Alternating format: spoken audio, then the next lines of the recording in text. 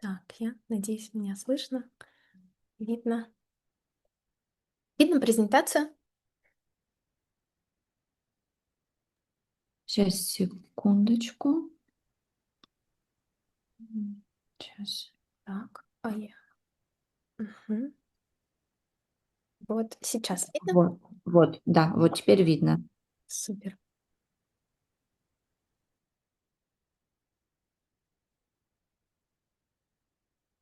Начинаем. Всех приветствуем. В эфире Дом кружева Делейс. Мы создаем искусство в мире моды. Меня зовут Анжелика, и этот проект является семейным. Про меня и мою маму. Когда-то 9 лет назад она превратила свое хобби с помощью моей какой-то, наверное, такой структуры внутренней. Люблю все структурировать. И, э, и моей веры в ее талант мы превратили это в дом кружева Делейс. И последние 5 лет мы занимаемся проведением мастер-классов, обучаем мастеров создавать изделия, вот такие прекрасные изделия. А, Раньше позиционировались больше вот на тонком кружеве, и сейчас планируем попробовать себя в толстом кружеве. Сегодняшний прямой эфир посвящен именно программе мастер-класса свитера Лилии. Коротко, чем мы занимаемся. Мы создаем изделия ручной работы в технике ирландского кружева, проводим мастер-классы. И, кстати, среди именно мастериц, которые проходят наши продукты, мы формируем свою команду, с которыми уже создаем сейчас коллекцию на 2026 год. И также мы создаем манекен-изделия для мастеров, чтобы они могли быстрее воплощать свои все самые креативные идеи. Начиная со среды у нас проходил марафон крючком. Длился он 4 дня. И в этом марафоне поучаствовали мастерицы из Новосибирска, Алтайского края, Северного Казахстана, Таганрога, Москвы, Московской области, Грузии, Краснодара, Одессы, Питера, Литвы, Сахалина и Екатеринбурга. Возможно, есть и еще мастерицы из других стран и городов, но это именно те мастерицы, которые поприветствовали и написали именно откуда они. Мы взяли эту информацию из чата.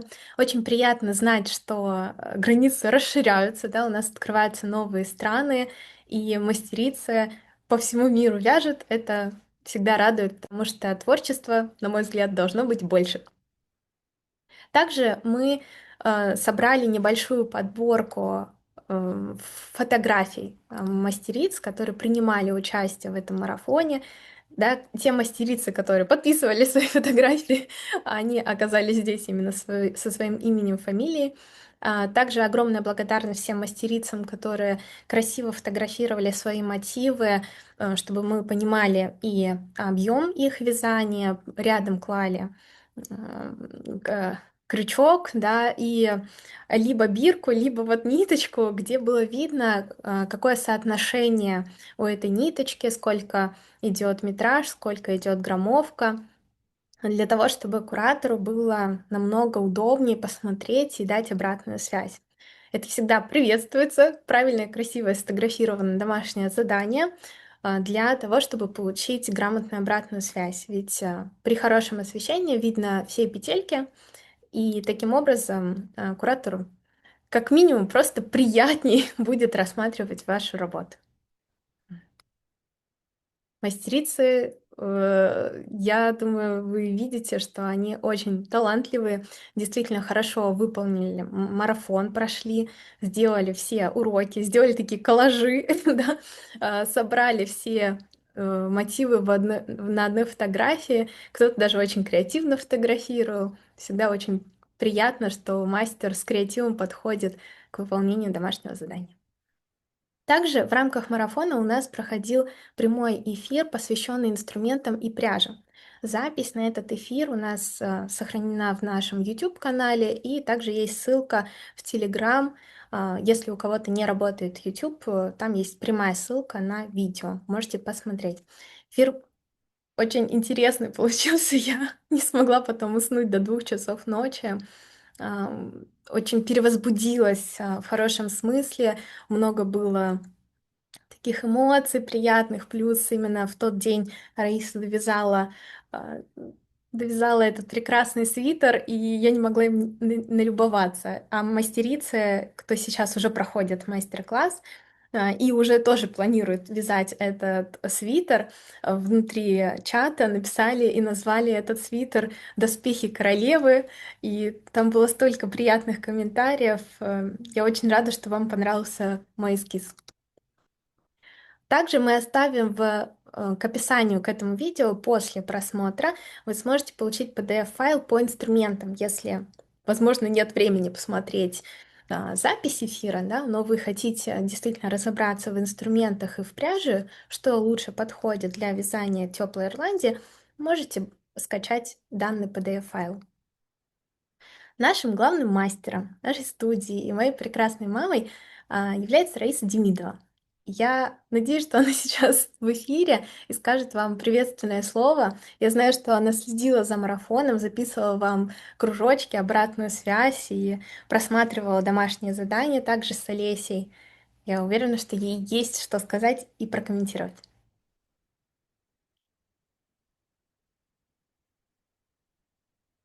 Раиса,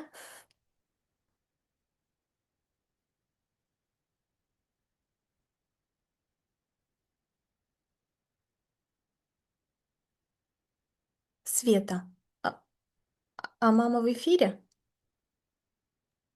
Да, Раиса Петровна в эфире. Я сейчас позвоню, и, возможно, она дошла просто сейчас к компьютера. Сейчас я ей наберу. Хорошо, может быть, у нее случились какие-то трудности. Я не знаю, как это получается у Раисы. На самом деле, для своего возраста человек очень хорошо осваивает технику, то есть те эскизы, которые она со мной рисует, схемы на планшете, и она этим планшетом уже лучше, чем я управляю. Но иногда у нее совсем не получается в компьютере разобраться, и даже какие-то прямо элементарные вещи. Я думаю, это нормально в силу возраста. Молодое поколение быстрее схватывает какую-то информацию. Я уверена, что вам тоже пришлось потрудиться, чтобы зарегистрироваться в Zoom, чтобы попасть на этот закрытый эфир. А, но я должна сказать, что это вынужденная мера. Я думаю, что вы знаете, что мы сейчас стараемся обезопасить наш эфир от спама, и, к сожалению, иногда он попадает в наши прямые эфиры. Я даже не знала, что такое бывает, что вот появляется спам, и когда вы оставляете в открытую ссылку на каком-то публичном телеграм-канале, то любой человек может подключиться к этому прямому эфиру и его постараться как-то сорвать. Да, это вот неприятное, но такое бывает, это жизнь. Раиса Петровна здесь с нами. Ей удалось Да, включить звук, я вижу. Угу. Работает звук? здравствуйте. Да, работает звук. Здравствуйте всем. Никак не могла включить звук, поэтому вот маленечко задержалась с приветственным словом. Хочу поприветствовать всех присутствующих на нашей встрече для того, чтобы узнать в дальнейшем о нашем следующем мастер-классе. Очень было приятно, конечно же, смотреть на ваши домашние задания, которые вы выполняли. И то, что Анжелика говорит, креативно вы выкладывали, фотографировали очень хорошо и фамилии, и также имена, также прикрепляли к каждому элементу, ну, вот, к фотографии. Было очень приятно. И, конечно же, вот когда просматривала, не могла записать больше, чем кружочки. Телефон был переполнен, и поэтому Олеся, когда мы с ней созванивались, она мне рассказывала, какие вообще события были, кто у нас самый такой интересный мастер, который связал элементы, и мы, конечно же, с ней все элементы, которые ей понравились, просмотрели. Я была вообще в восторге от того, что у вас хорошо получается. Было очень мало ошибок, и я видела, что вы исправляли их. Это очень радует, что вы увлеклись этими элементами. Ну, потому что шерстяная ниточка, я думаю, что для всех она близка. Да. Я тоже, кстати, когда готовила презентацию и брала фотографии мастериц, я понимала, что я не могу все фотографии выставить в презентацию, иначе мы весь прямой эфир будем смотреть эти фотографии. Но мне понравились вообще практически все домашние задания. Были моменты, что был не в фокусе, например, сфотографирован какой-то мотив, но я думаю, что это дело практики. Сам мотив было видно, что выполнен хорошо. Я вдохновилась мотивом «Лилия большая». Раиса придумала его, по-моему, зимой, да? Ты принесла мотивы именно из толстой пряжи, сделала его потом чуть меньше. И я, когда увидела этот мотив, я влюбилась в него и поняла, что нужно делать рукав. Вот именно чтобы вот так вот красиво на руке смотрелась. Я очень люблю, я думаю, вы заметили, я очень люблю, как смотрится кружево на руках, и это очень привлекает внимание. Кстати, это костюм со вставками кружевными. Мы его шили на заказ этим летом для того, чтобы разобраться вообще вот в этих кружевных вставках, как работать с портными совместно и как дизайнерам в дальнейшем предоставлять свое кружево и делать такие совместные коллекции, чтобы тоже как-то подчеркнуть изысканность пошива, да, и сделать его еще интереснее, таким декором, как кружево. Вернемся к мастер-классу. Лилия меня очень вдохновил этот мотив, и я нарисовала эскиз. Сначала набросала больше так линиями, как бы мне хотелось, что это какой-то такой широкий ворот, что это широкие рукава, здесь более узко у руки, что это короткий свитер. И мне захотелось именно такой какой-то образ молодой девчонки в этом увидеть, но я также понимаю, что сейчас мне интересно поработать с мастерами, кто у нас проходит мастер-класс, именно на 48-й, 50 размер, сделать его чуть длиннее, посмотреть, может быть, другой фасон, то есть посмотреть, может быть, чуть меньше ниточку, не такой воинственный, потому что, да, его назвали «Доспехи Белой Королевы» мастерицы, и действительно, если вы, например, возьмете пряжу Lana Gold, это 240 метров на 100 грамм, то эффект будет именно такого большого зимнего свитера, да, такого плотного. Мне все-таки кажется, что если мы хотим более легкий вариант свитера, то лучше будет сделать ниточку поменьше. Но тогда я сразу хочу обозначить, что вам не нужно будет делать вот такой широкий ворот, он будет падать, да, потому что ниточка более не так сильно будет держать вот этот каркас. И я тогда рекомендую вместо больших линий по эскизу взять маленькие лилии и сделать более такой прилегающий воротничок, да, то есть прям по шейке. Не бойтесь, пряжа, она тянется, вы сможете этот свитер на себя надеть всегда. Сегодняшний эфир, как я уже сказала, посвящен программе. Поговорим прям подробно, покажу, какие именно мотивы использованы в этом свитере, разнообразие мотивов, и я думаю, что мастера, которые будут проходить этот мастер-класс, потом в дальнейшем смогут эти мотивы применять в любом другом изделии, которое захотят связать. Кому подойдет этот мастер-класс? Прежде всего, я считаю, что этот мастер-класс прекрасно подойдет новичкам, потому что посмотрите на эти мотивы, да, это мотив с ладошку, они огромные, и вязать их достаточно легко, и получается очень-очень быстро. И для новичка, мне кажется, вот этот эффект того, что вы быстро получите результаты, и у вас будет получаться, будет вас мотивировать в дальнейшем, может быть, набраться чуть больше терпения, взять тоньше ниточку и тоньше, и попробовать себе еще в чем-то. Но начинать, мне кажется, прям идеально для новичка вот с такого мастер-класса, как на толстую пряжу. Раиса, я права? Ну, да, да, конечно. Во-первых, я как мастер, когда я перешла на толстую пряжу, на шерстяную ниточку, ну вот для любого мастера надо маленечко отдохнуть. Перемена вида, творчества, отойти в сторону. То есть вот этот момент надо учитывать для тех мастеров, которые уже хорошо владеют работой с крючком, например, на тонкую ниточку. И работая с толстой ниточкой, я отдохнула.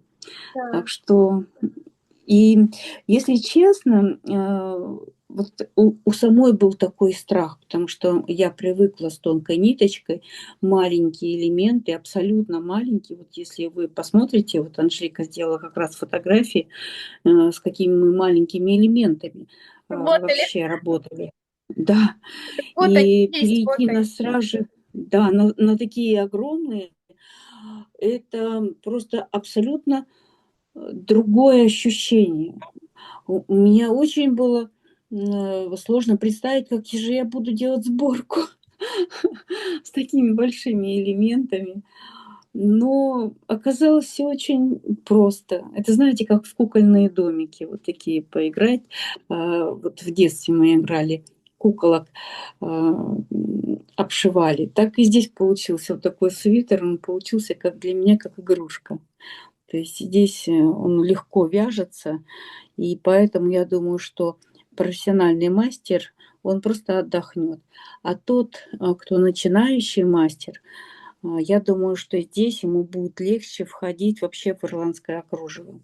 Ну, начинаем с больших элементов, потом переходим на более тонкую ниточку, потому что хочется усложнения, и поэтому вот такая вот структура, такой этап, он ну, хорошо скажется на вашем ну, интересе, даже так можно сказать. Я помню, как мы, например, начинали с ниточки пеликана, потом переходили на все более тонкую, на Египта, Да. на кружево, поэтому здесь вот этот переход, он тоже интересен. Поэтому, начиная с шерстяной ниточки, можно здесь почувствовать шерсть. Здесь, конечно же, другие задачи вязания элементов. И, ну, вот этот опыт, он важен. Я думаю, что когда я перейду на тонкую ниточку, я возьму вот этот опыт, который я получила с толстой ниточкой.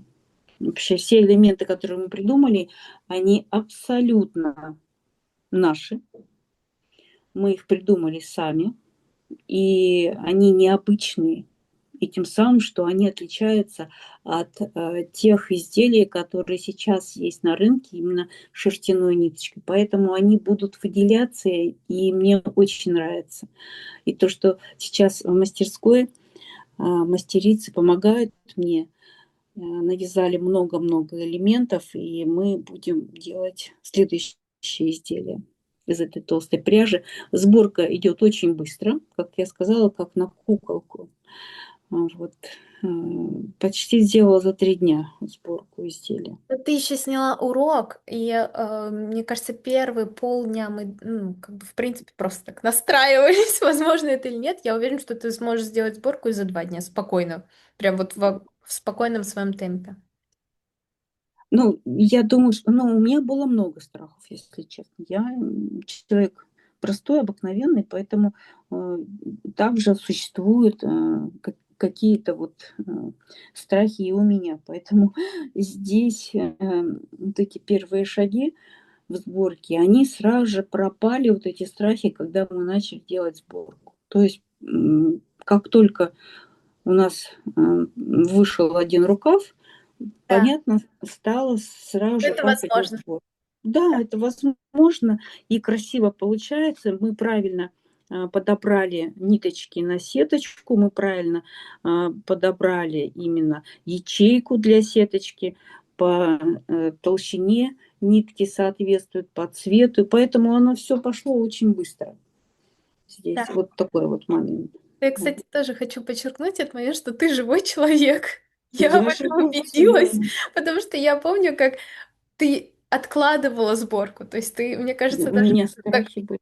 да, ты такой, потом, там, надо убраться, надо сделать то, надо, ты находила что угодно, нужно сделать, только не начинать сборку. И я сначала не могла понять, почему ты не начинаешь сборку, а потом до меня дошло, что когда я, например, тоже там начинаю делать новый сайт или новую платформу, или нужно вот презентацию себе сделать, я сначала полностью уберу весь дом, То есть, чтобы, вот мне кажется, вот в этой чистоте как будто лучше будет думаться, но на самом деле такое подсознание. Хочется отложить этот момент, и страшно ошибиться, страшно сделать как-то не так. И я думаю, что это хороший признак здорового человека, со здоровой психикой. Новое что-то начинать всегда сложно, но у тебя прекрасно получается. И мы видим, что и уроки, и у мастеров хорошие результаты, и мы так долго работали с тонким кружевом, а тонкое кружево намного сложнее. Я думаю, что вот просто вот этот момент переключения, мы с мамой друг друга называем авантюристками, потому что, мне кажется, мы в какой-то степени прям рискнули, когда начали создавать этот проект, и самим иногда вообще не верится в какие высоты мы пытаемся с ней взять, и надеюсь, что мы их берем, и те, которые мы себе рисуем в перспективе. Но для меня, честно, вот сегодня я пошла прогуляться в парк и надела на себя этот свитер, сверху накинула просто плащ, у нас все-таки 5 градусов, было очень тепло и комфортно. И я поняла, что я как можно больше теперь хочу создавать и придумывать изделия, которые можно вписать в свой гардероб. Не только тонкое кружево, потому что там болеро ты, ну, все-таки каждый день не поносишь, да, это такое особое настроение, это нужно подумать, что под низ изделия, это, возможно, даже такое праздничное настроение, а свитер, теплый свитер или жилетку, это больше такой повседневный как будто атрибут одежды, и мне хочется как можно больше таких вещей теперь иметь в своем гардеробе. Особенно после того, как я в нем погуляла и поняла, насколько я себя чувствую особенной в этом свитере, потому что я знаю, что он такой единственный. Даже мастера, которые придут этот мастер-класс, создадут этот свитер, все равно у них будет свой свитер. Он будет абсолютно другой. Он будет с их энергетикой, с их натяжением нити, с их мотивами, с их посылом. А это будет мой. И он такой единственный во всем мире, то есть, и неповторимый. Это всегда очень меня так греет душу мне. Также этот Мне, момент. знаешь, Да, мне понравилась выкладка, которую ты придумала. Просто вот шикарно.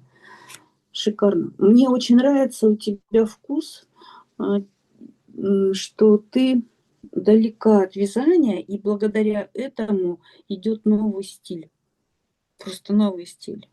Потому что мы, как вязальщицы, однажды встав на какую-то определенную тему, мы не можем с нее свернуть.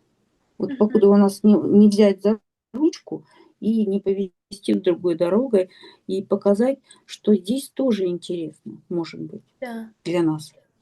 Вот. И вот этот момент, он такой авангардный получился. Мне очень понравился. Шикарно. Я Поздравляю. Спасибо большое. Я расширяю вашу зону комфорта, показывая вам, как вы Да, можете да. на самом деле вязать и применять эти мотивы. Всем мастерицам Ну пока. да, да, да, да, точно, Я вчера точно. сходила на занятие по ораторскому искусству, и в самом начале занятия мы всегда друг с другом делимся, что у нас хорошего произошло. И, конечно, я рассказала о том, что мы наконец-то связали изделие из толстой пряжи, объяснила, что у нас дом кружева, что вот моя мама вяжет, мы мастер-классы преподаем, и что наконец-то у нас получилось изделие, которое было задумано по мотивам год назад, да, эскиз я там полгода назад нарисовала, и какое-то ощущение приятное, когда ты рисовал эскиз, а потом это воплощается в жизнь, и ты действительно видишь вот этот переход. Я даже на сайте сделала так манекен до-после, типа эскиз, и потом идет изделие, что, ну, такой переход. И мне так понравился, потому что это для меня особый шаг. То есть я тоже рискнула, да, я в какой-то степени для себя что-то новое открыла. Раньше я только с тонким работала, только тонкое кружево выкладывала и видела это сочетание. А тут Поверьте, мне тоже было страшно, когда Раиса все мотивы привезла, их все отпарила, положила у себя вот на пол, чтобы увидеть все-все-все силуэты. И начала думать, как же это сочетать. То есть я помню, что у меня был такой ступор где-то весь апрель, а я долго не начинала делать выкладки, у меня просто был ступор, я боялась. Я начала читать разные книги про моду. Мне помог Альфонс Муха. Вот, я прочитала его книгу про композицию, и он очень много там говорит о том, что ну, композиция самая лучшая, она создается в такой легкости, когда вы даже немного не думаете. И я в какой-то степени решила не думать, отключить свой мозг и просто довериться вот какому-то своему внутреннему посылу, как я бы хотела это увидеть. И я рада, что мастерицам очень даже понравилось. Я даже уверена, что вот профи, кто к нам приходит сейчас на обучение, им будет безумно интересно разгадывать твои схемы, мам, потому что они тоже очень интересные, да, это подача, это какая-то такая новая загадка, как они часто говорят, что это как ребус разгадать, очень-очень интересно. Ну, такое быстро можно этот ребус разгадать и приятно провести зимние вечера. Ну да, кстати, я делала схемы для себя, заметки, но, например, по-моему, стручок гороха, Да. не помню, как точно называется элемент, я не сделала там схему, я просто, когда мне надо было вязать побольше для другого изделия, я же тоже забываю. И мне нужна подсказка. Я тоже так же смотрю на свое видео, либо на схемы. И вот схема рабочая, которая у меня была, я долго на нее смотрела. Потом решила включить видео и вязала по видео. То есть здесь еще такой момент. Кому-то понятна схема, где она очень простая, можно пользоваться. Но если где-то сложный элемент, лучше взять видео. Вот видео. Скорее всего, да, скорее всего, конечно же, надо будет делать потом PDF. То есть это фотографии каждого ряда. Я тоже об Потому этом что, хотела сказать, да. да, потому что здесь еще, видите, в одну сторону, в другую сторону, вот эти направления вязания, тоже это важно, и на схеме иногда можно не увидеть вот эти вот. Хотя я пыталась там как-то все равно делать с подложкой цветом, но все равно, я думаю, что нужен будет делать фотографии каждого ряда. Ну а так лучше, конечно же, видео, если такой сложный элемент. Но мне кажется, с PDF очень хорошая идея. Я думаю, что когда мы закончим все видеоуроки, я бы действительно сделала добавочные еще PDF-файлы по каждому мотиву, чтобы мастера могли распечатать их. И да, вот эти папочки, которые они хранят со всеми PDF-файлами, сколько, я не знаю, там штук 100, наверное, уже PDF-файлов. Я знаю, что мастера любят печатать и делать себе целые папки с нашими мотивами, чтобы, если что, быстренько посмотреть потом в описании. А какая же цель мастер-класса? Конечно, основное это связать изделие, а также это разобраться в инструментах и в пряже. Важно понимать, что те, кто пойдут обучаться на этот мастер-класс, попадают в общую группу, большую группу, которая уже существует полгода. И мы на протяжении полугода в этой группе делаем какие-то свои делимся своими впечатлениями, да, от такой ниточки. Мы тоже для себя экспериментируем, открываем, и сами мастера, конечно же, тоже смотрят и делятся своими какими-то наработками. И благодаря вот этому комьюнити, который создается, каждый рассказывает свой опыт, делится, и мы так быстрее развиваемся, быстрее смотрим, что у нас есть на рынке, да, из предложенных вариантов пряжи, и таким образом мы быстрее сможем освоить, увидеть лучшие инструменты для друг друга найти, да, кто-то вот рекомендовал такой-то крючок, я сразу Раисе заказываю, чтобы она опробовала его. Я увидела, кстати, недавно Татьяна Реут рассказала, что сборку иглой, там такие алюминиевые иглы с загнутым кончиком. Скорее всего, мы показывали в презентации такие пластиковые. Ну вот Татьяна сказала, что пластиковые ей очень не понравились, неудобные, а именно алюминиевые, на Алиэкспресс она их заказала, они удобные оказались. Я обязательно тоже закажу для Раисы, чтобы она попробовала. Итак, вот мы обмениваемся, и в этом комьюнити растем очень быстро. Недавно Олеся, например, подарила Раисе Петровне клубочек интересной такой пряжи. Она повязала 2 клубочка, 2. два, хорошо, 2 клубочка, и ты повязала, и пряжа вообще восхитительная. И мы взяли, заказали большое количество этой пряжи разных цветов, чтобы посмотреть, какие есть цвета, вживую их посмотреть. И надеюсь, что сделаем изделие в скором времени и из этой пряжи тоже. Не, ну Также пряжа просто очень такая дорогая и очень, ну, качественно. качественная, да, Да. приятно вязать, и поэтому ждем. Да. Конечно, второй целью является освоить новый навык и связать изделие, да, то есть первое — это вы погружаетесь в эту технику, начинаете анализировать, понимать, какие есть инструменты, как их лучше применять. Возможно, до этого вы не вязали вообще крючком, и нужно как бы освоить эти инструменты. Навык вы получаете и сможете его в дальнейшем применять в своей жизни. Как минимум, надеть на себя красивые изделия, одеть своих близких красивые изделия. И кто знает, потом, может быть, и вязать на заказ. Я знаю, что мастерицы у нас такие очень, я бы сказала, с предпринимательским духом, потому что многие находят сразу же себе клиентов, показывают наш мастер-класс и говорят: я пройду этот мастер-класс, свяжу тебе это изделие, оплати мне его. И даже, и даже клиенты иногда оплачивают манекены, которые мы делаем для мастеров.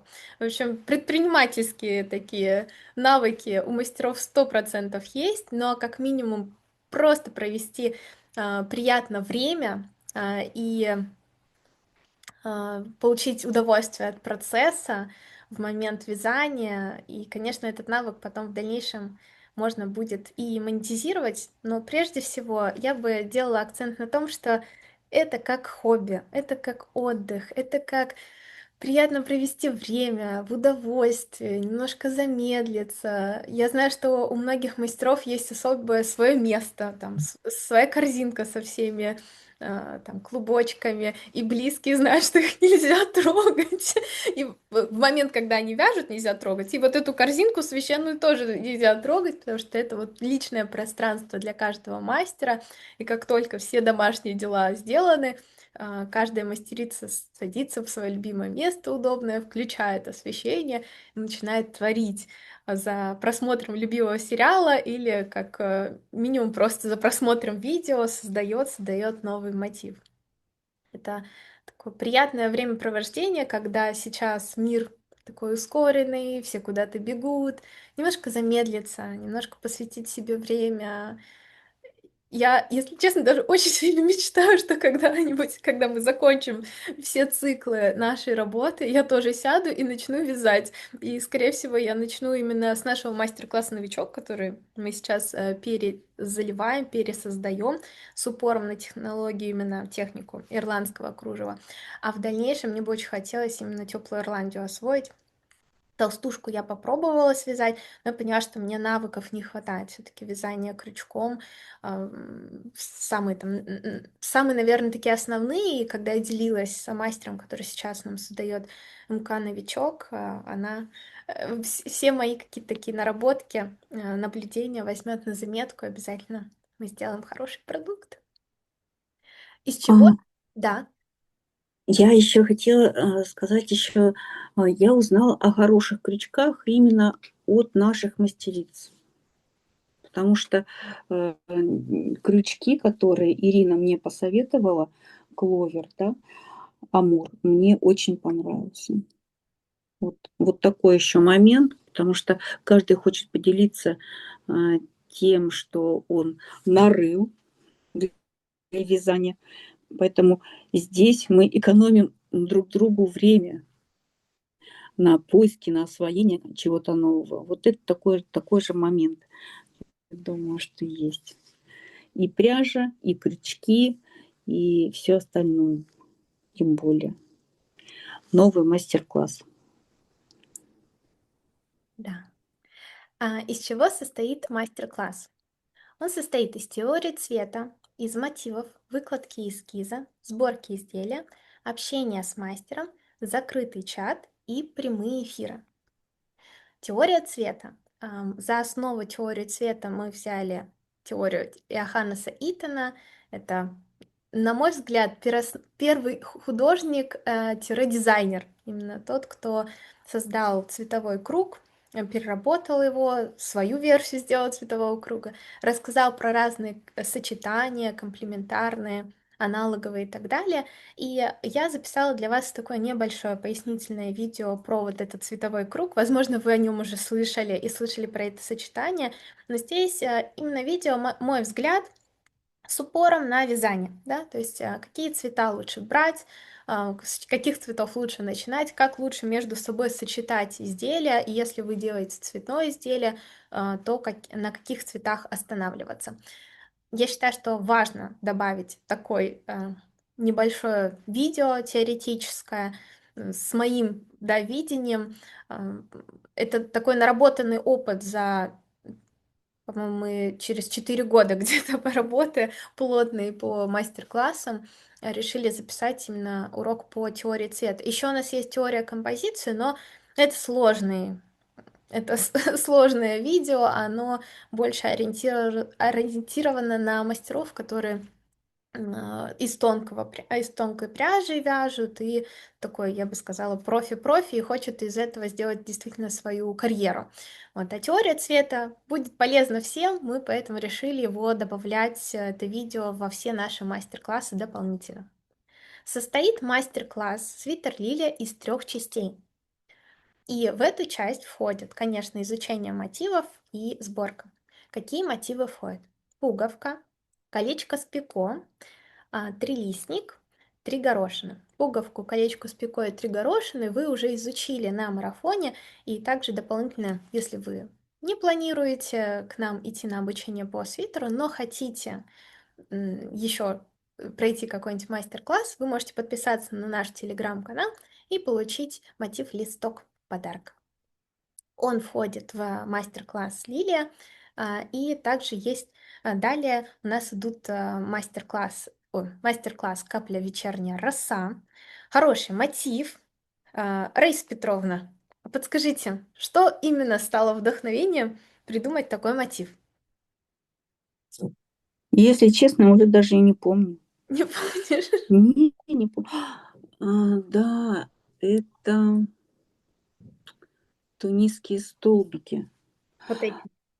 Да, я вот, если честно, даже вот когда придумывала элементы, потому что для того, чтобы придумать следующий элемент, мне надо сначала забыть этот элемент. Забыть? Да, да, Переключиться, наверное. на другой элемент. Такая.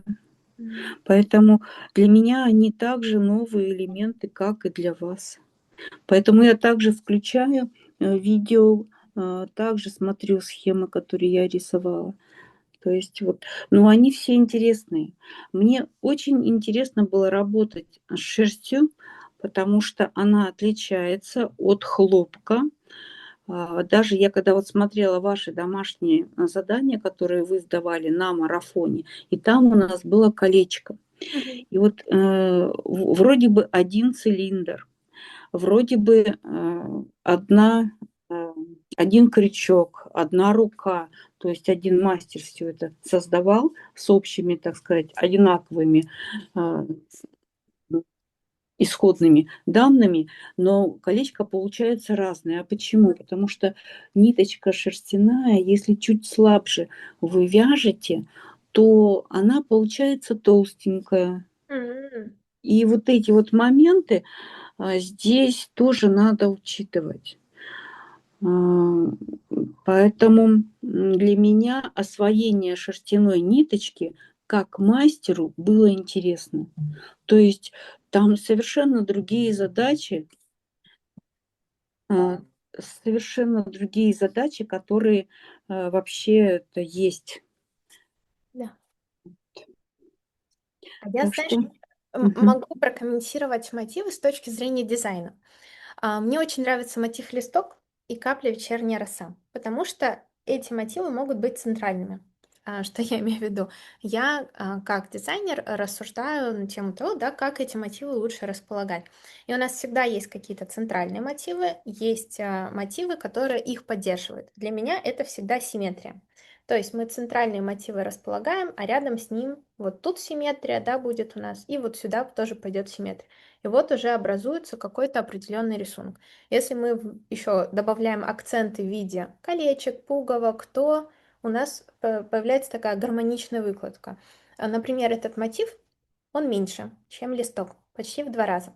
Значит, он с ним не будет, так сказать, конкурировать. И по отношению все вот эти 3 мотива, они хороши друг с другом. Да? То есть у нас есть большое пятно, среднее пятно и малое пятно. В целом, это я немного уже, конечно, про теорию, композиция. Я думаю, что кто будет проходить мастер-класс, он заметит, почему именно рядом мотивы именно так расположены. Там есть своя логика. Я когда-нибудь, надеюсь, ее запишу. Когда-нибудь, возможно, превращу в какой-то теоретический материал и поделюсь.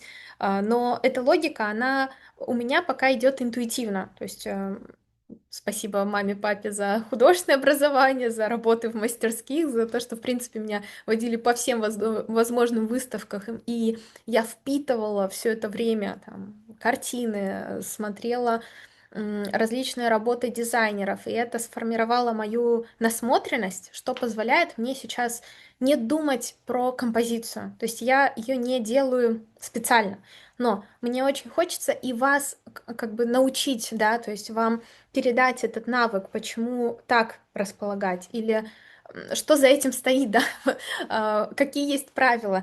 И мне кажется, вот сначала это происходит очень интуитивно, я бы так сказала, так в творческом порыве, а в дальнейшем у этого появляется теория. И как раз-таки Альфонс Муха, он так тоже и сделал. То есть он рисовал огромное количество постеров, потому что тогда это было востребовано, он смог так зарабатывать деньги для своей семьи, и его постеры стали очень популярными, очень известными. Он стал первым, можно сказать, таким художником, который стал делать именно рекламные постеры, да, там на фестивале, на шоу, в театр, там даже рекламу разных продуктов он делал для них постеры. И в дальнейшем он стал анализировать, что именно он нарисовал и почему он так нарисовал, и стал достаточно хорошим преподавателем.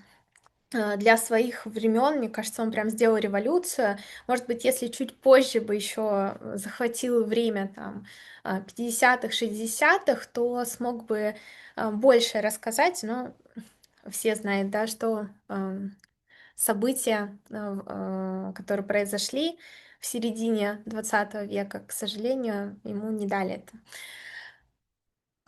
Интересно так анализировать пути художников и то, как они создавали свое творчество, потому что я после вот этого ораторского искусства, во время того, как я поделилась, что мы связали этот свитер, и я так этому рада, на меня посмотрела одна красивая девушка и сказала: о, начала расспрашивать меня при всех про чем ты занимаешься, что это такое. Я начала пояснительно пояснять все. И в дальнейшем, после занятия, она меня догнала, когда я уже домой собиралась, и оказалось, что она с детства вяжет крючком, и она заинтересовалась. Я рассказала ей уже более наглядно, показала фотографии наших работ и показала фото вот этого прекрасного свитера, и она сказала, что это 100% дизайнерская вещь. Мне это так, честно, очень, очень согрело мне душу, мне стало так приятно и тепло, потому что действительно э, для меня дизайнер — это человек, который перерабатывает информацию. То есть он анализирует большое количество информации, перерабатывает ее и создает что-то абсолютно новое. И сейчас когда практически, мне кажется, создано уже все. То есть очень сложно создать действительно что-то уникальное, особенное, того, чего не было. Но благодаря, наверное, нашему вот этому симбиозу мамы и дочки, симбиозу творческому, мы действительно рождаем что-то новое. То есть, когда в этом союзе 1+1 рождается 3, и я это прям в полной мере ощущаю, потому что я прекрасно понимаю, что без Раисы я бы не сделала выкладку этого свитера, я бы, в принципе, не занималась этим проектом, и по большей части меня вдохновляет именно, что это моя мама, мне хочется ей помочь, раскрыть ее талант, показать всему миру. И анализируя пути других художников, а, я часто себя ловлю на мысли, что так и я тоже на самом деле являюсь таким молодым художником, но я себя проявляю через дизайн, да, то есть через дизайн этой одежды. И приятно создавать что-то новое и делиться этим. Как я уже говорила, на мотивы хорошо в композиции хорошо использовать симметричные мотивы, да, и является какой-то центральный мотив и обязательно симметрия к нему. И в этом мастер-классе, конечно, мы будем изучать симметричные мотивы. Это фасолька правая и фасолька малая левая. Хороший мотив. Я думаю, что вот вы можете увидеть, здесь он использован в самом краю изделия. Я фотографии еще ближе покажу свитера.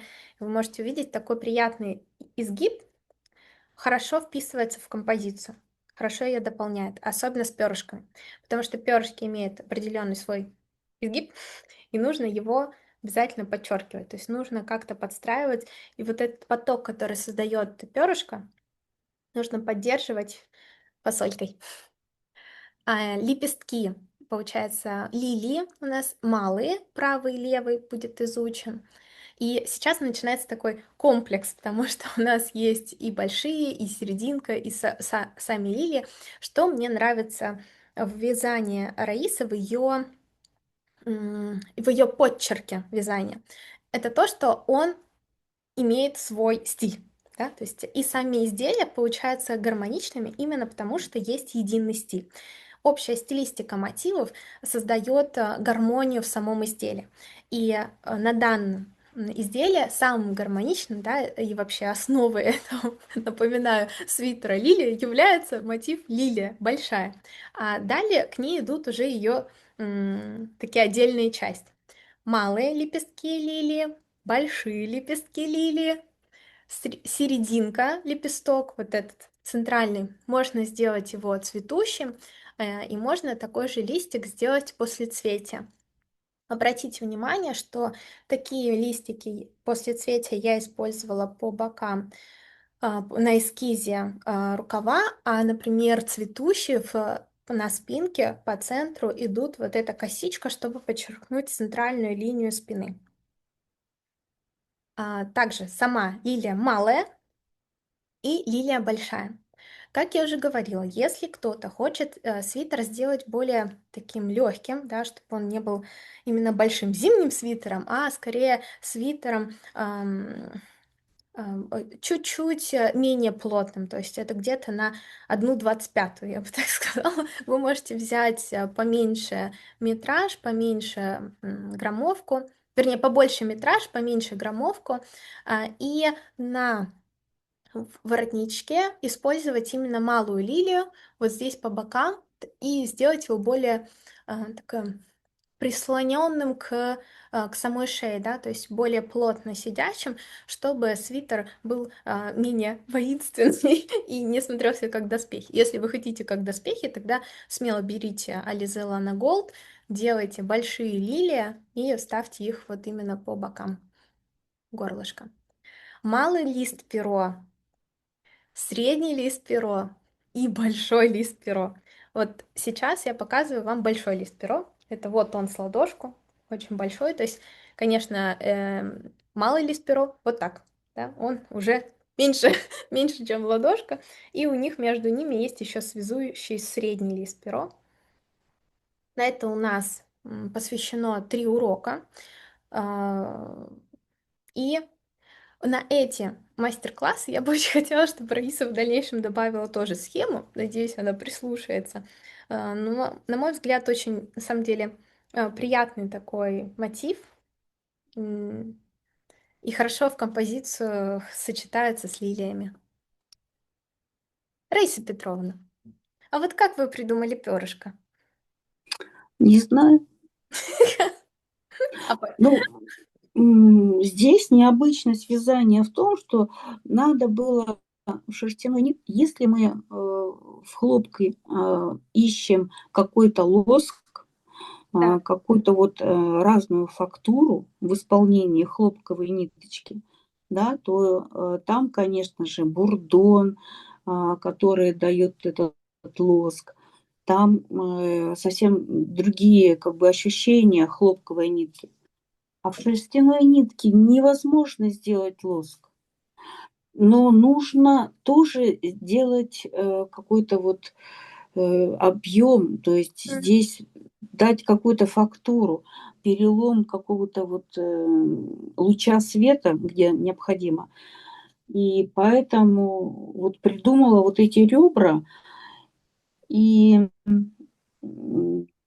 просто плоское вязание, ребра и пышные столбики. Вот чем отличается именно вот шерстяная ниточка. И с этим поиграть по вот какому-то рельефу. И у нас получилось вот такое перо, лист перо. А как там сделать рельеф? Вот как? Не знаю, это ты скажи. Ну вот придумала, там оказывается, можно, оказывается, есть у воздушной петли 2 полупетли. Поэтому здесь все закружено именно вот на переход на нижний ряд. И таким образом мы провязываем 2 полупетли, то есть с предыдущего ряда переходим. Поэтому получился вот такой вот элемент. Но мне он очень понравился, очень Мне тоже. понравился. Мне тоже. Это один из моих любимых элементов. Да, и маленький, такой хороший. А как была придумана лилия? Лилия. Да. Я знаю, что ты мне сказала, чтобы я придумала большой цветок. Помнишь, Цветок лотос, ку- да.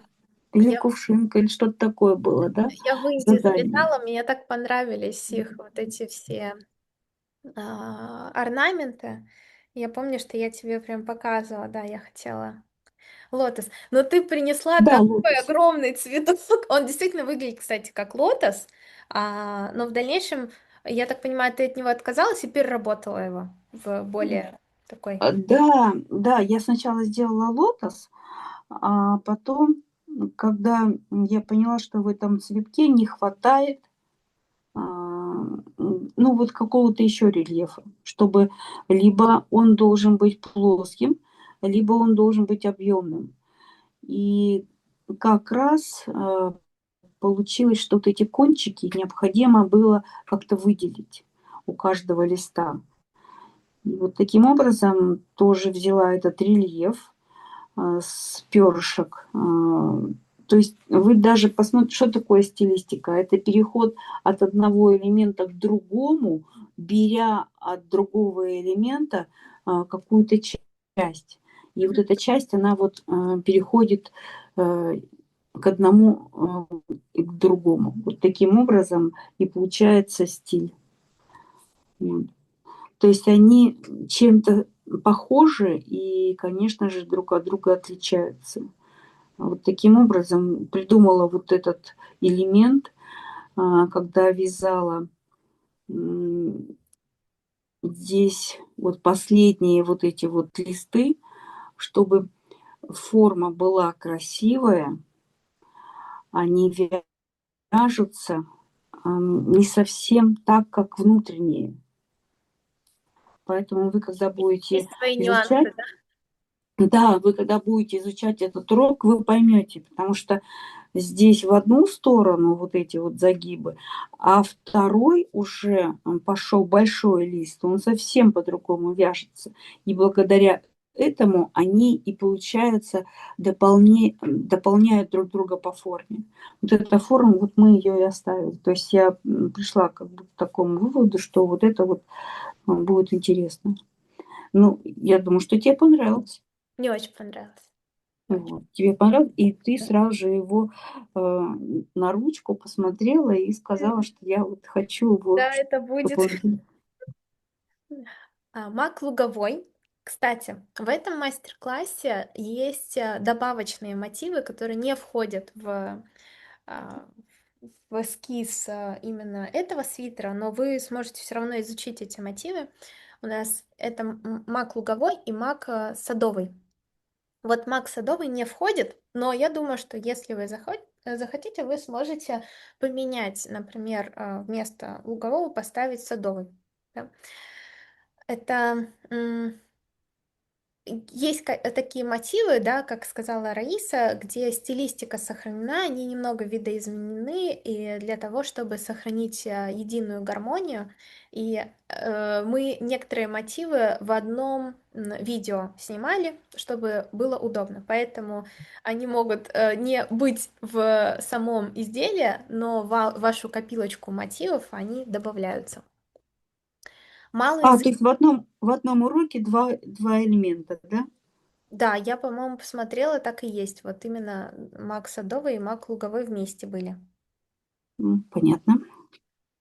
Малые завитки — это достаточно классический мотив, потому что я вам скажу, открою тайну, завитки нужны.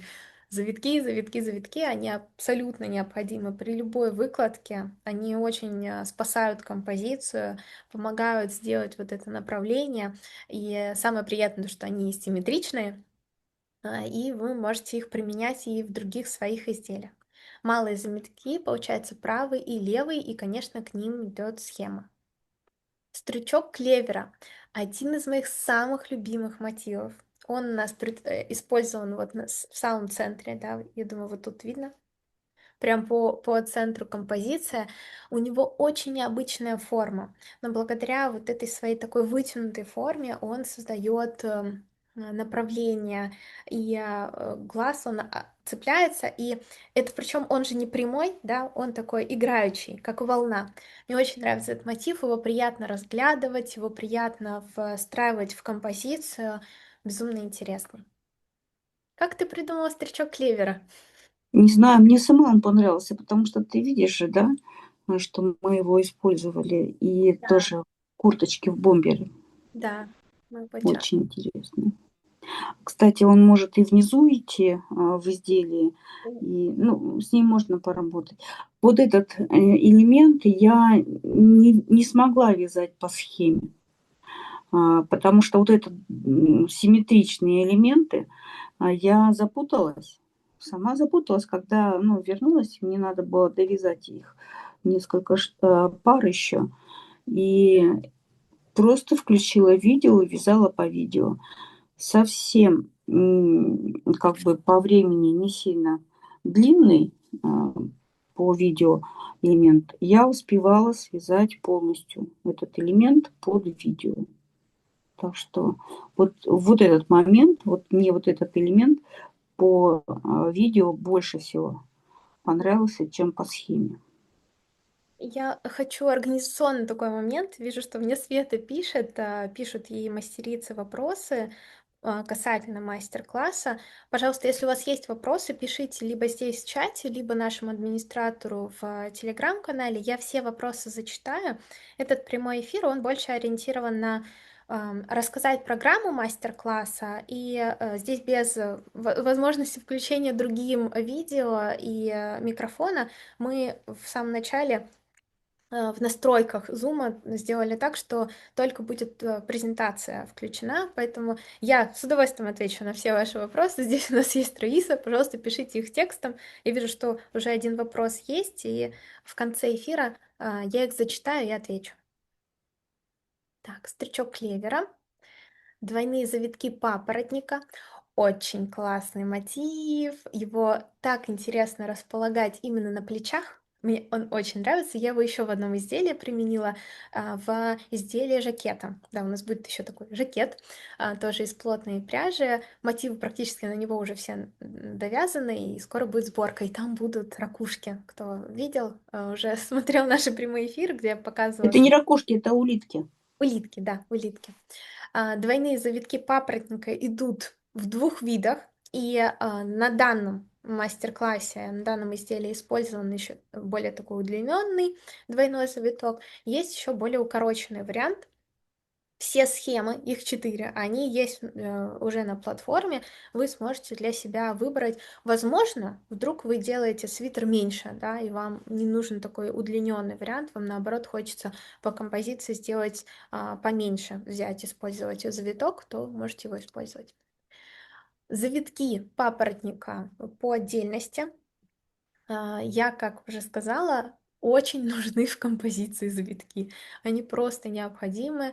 Это как такой дополнительный мотив. Есть центральное, есть направляющее, есть дополнительное. Вот это является дополнительный мотив, который подчеркивает вашу идею, да, именно самого изделия и самой выкладки. И, конечно же, финальным уроком, который включен в мастер-класс по свитеру Лили, является сборка крючком.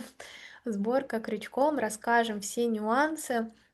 На примере, на планшете собрали вот такой рукав, сняли для вас видеоурок пояснительный, как крепиться к каждому мотиву, как сделать там, где мотивы очень плотно друг к другу, чтобы избегать вот этого зигзага. Я думаю, что вот все нюансы, да, Раиса Петровна, все нюансы рассказала по нерегулярной сеточке здесь. Урок уже отснят, Да, кстати. да. Скоро будем его монтировать и добавим его в личный кабинет, когда все мотивы навяжете, он уже будет у вас в доступе.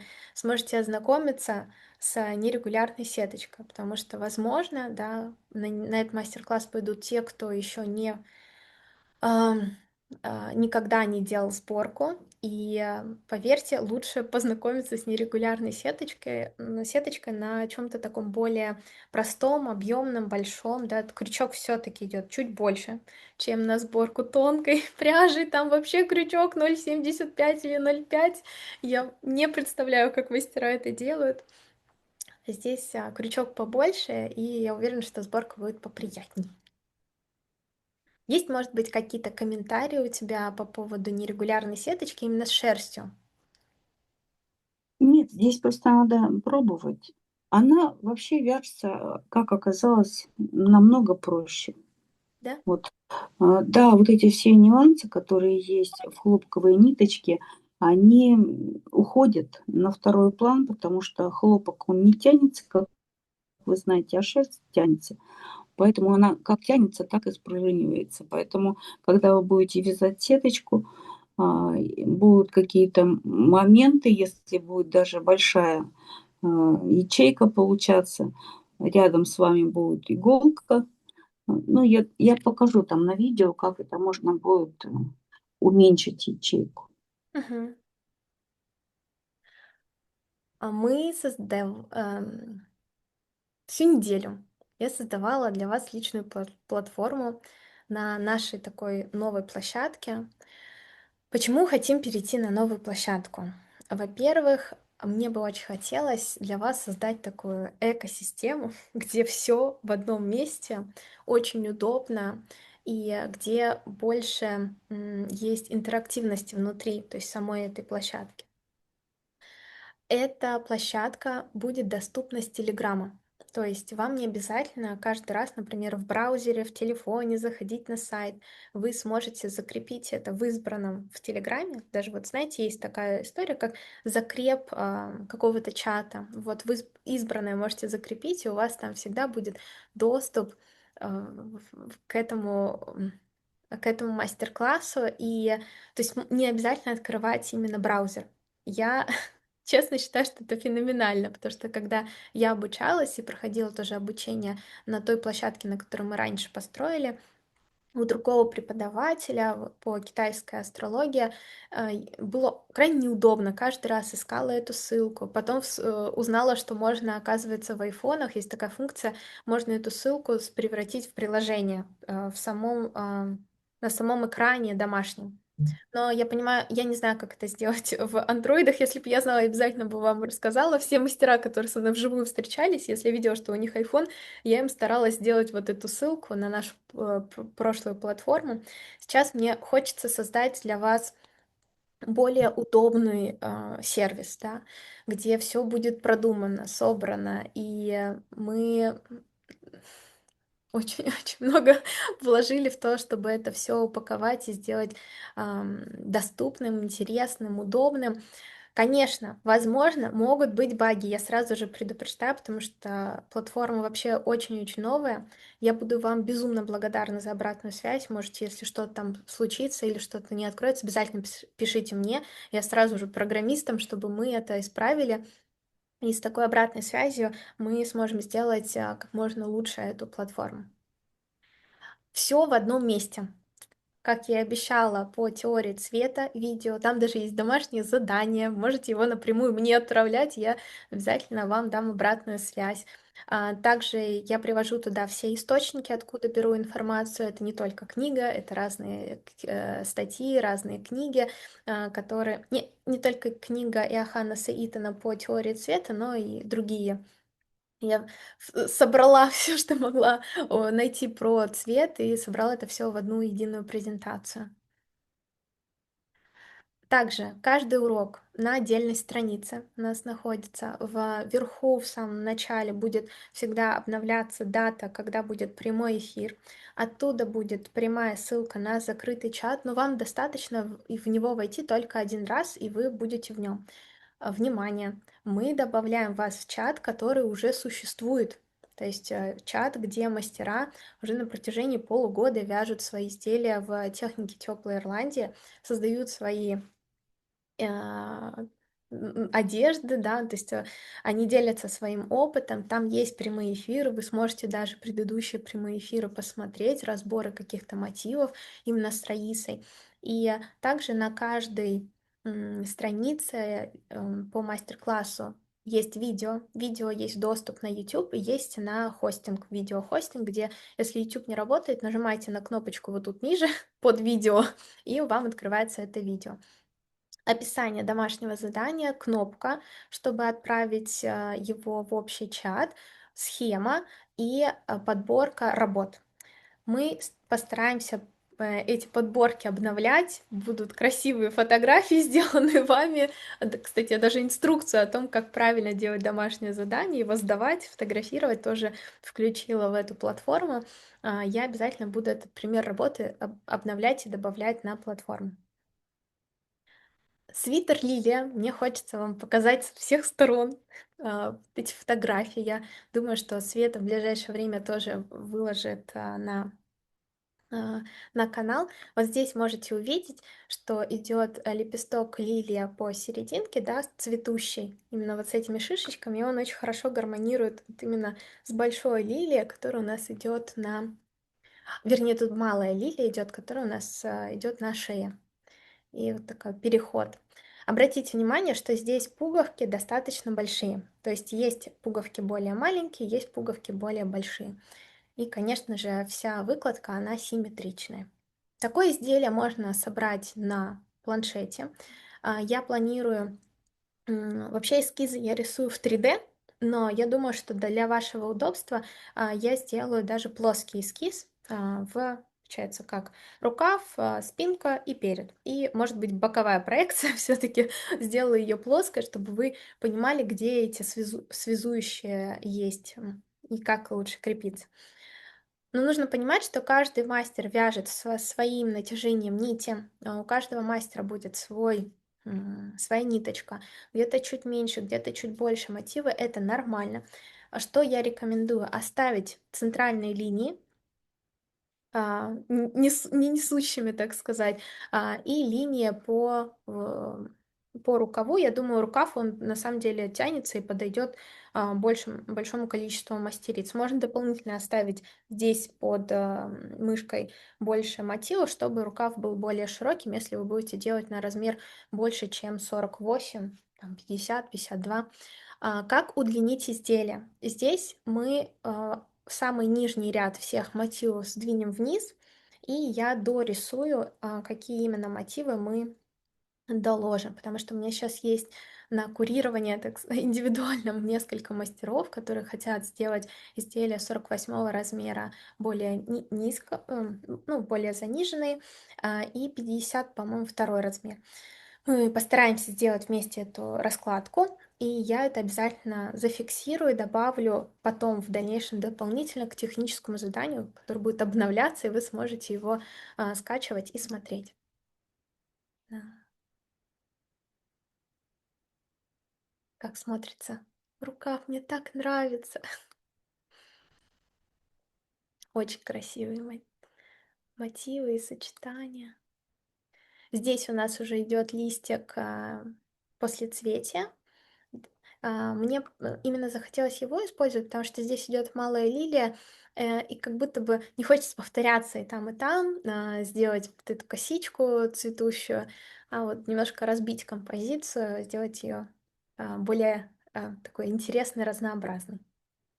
Но я бы еще сказала, что здесь такой плоский элемент нужен из-за того, чтобы не расширять вот это плечо. Я вижу, что пишут еще вопросы в зуме. Пишите, мне Света все скинет, я обязательно все зачитаю. Так. Что еще раз про плечо ты сказала? Чтобы его не увеличивать, чтобы не было такого большого плеча, Мгм. поэтому там элемент не должен быть с этими шишечками. Не плечо, а рука. Он же вот тут. Ну да, это плечо. Да. Мне изделие очень нравится. Как Я, тебе я, вообще, как тебе его вязалось?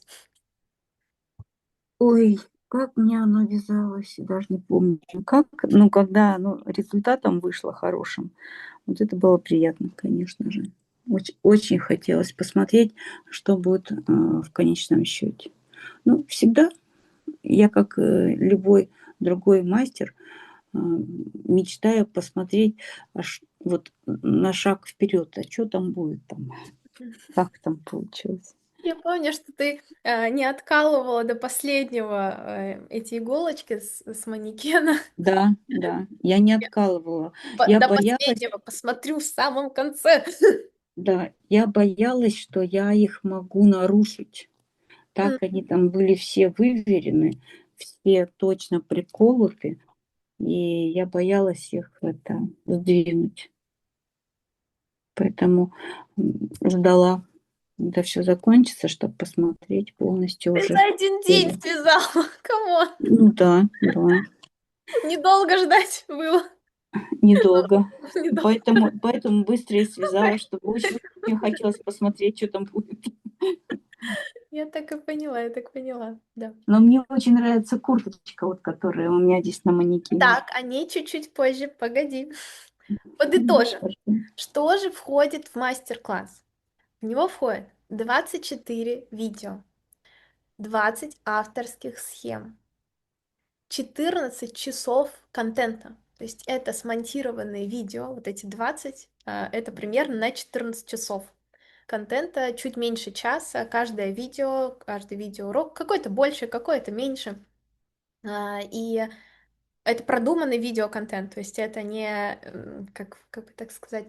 Я знаю, что на YouTube очень часто мастер, например, вяжет и говорит. И я вот заметила, что такое видео, оно не очень, по-другому скажу. Раиса достаточно грамотно делает свои видеоуроки, потому что она их сначала снимает, а потом она их озвучивает поверх. Поэтому каждое видео, оно выверено, оно с нужными вставками, с нужной озвучкой, с пониманием, где сделать акцент. Там все продумано, да, и вот этот монтаж, он позволяет более качественно передать информацию по каждому мотиву и раскрыть все нюансы по вязанию и элементы, и сборки. Поэтому обработанного 14-часовых вот этих суммарно 14 часов это достаточно огромный видеоконтент.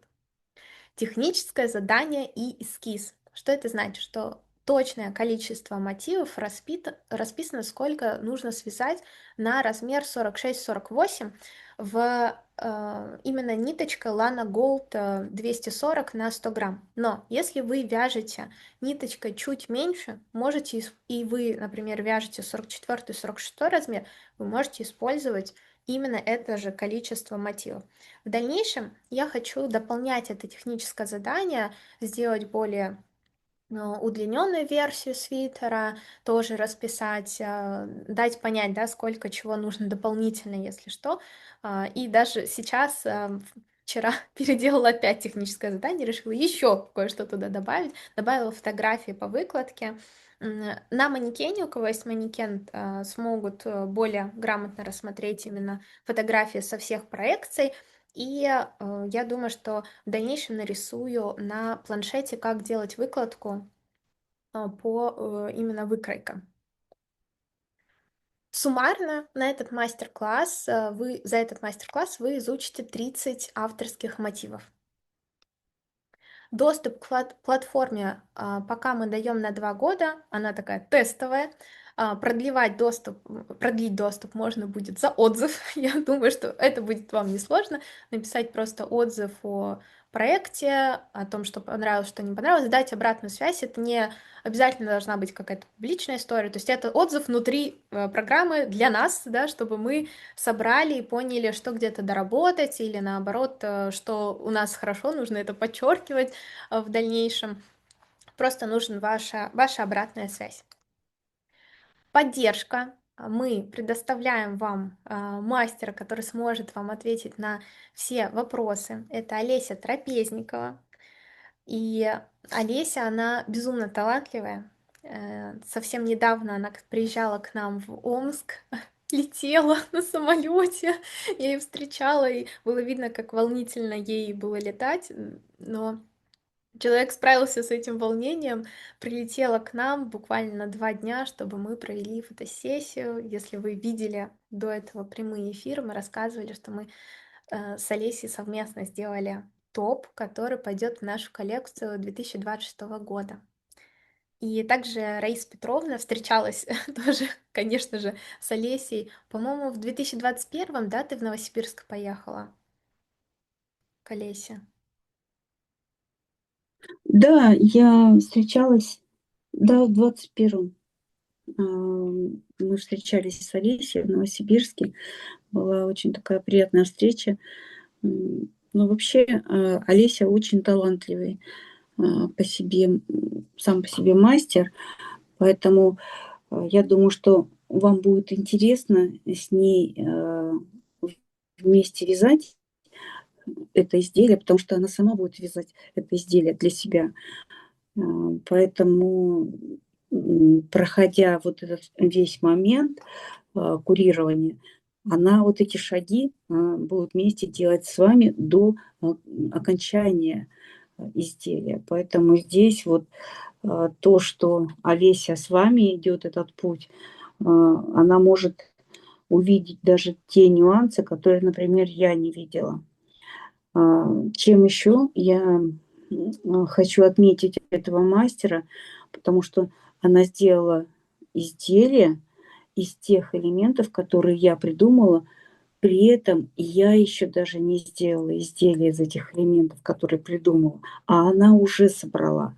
И очень собрала так интересно, красиво, прям как продолжение моих рук.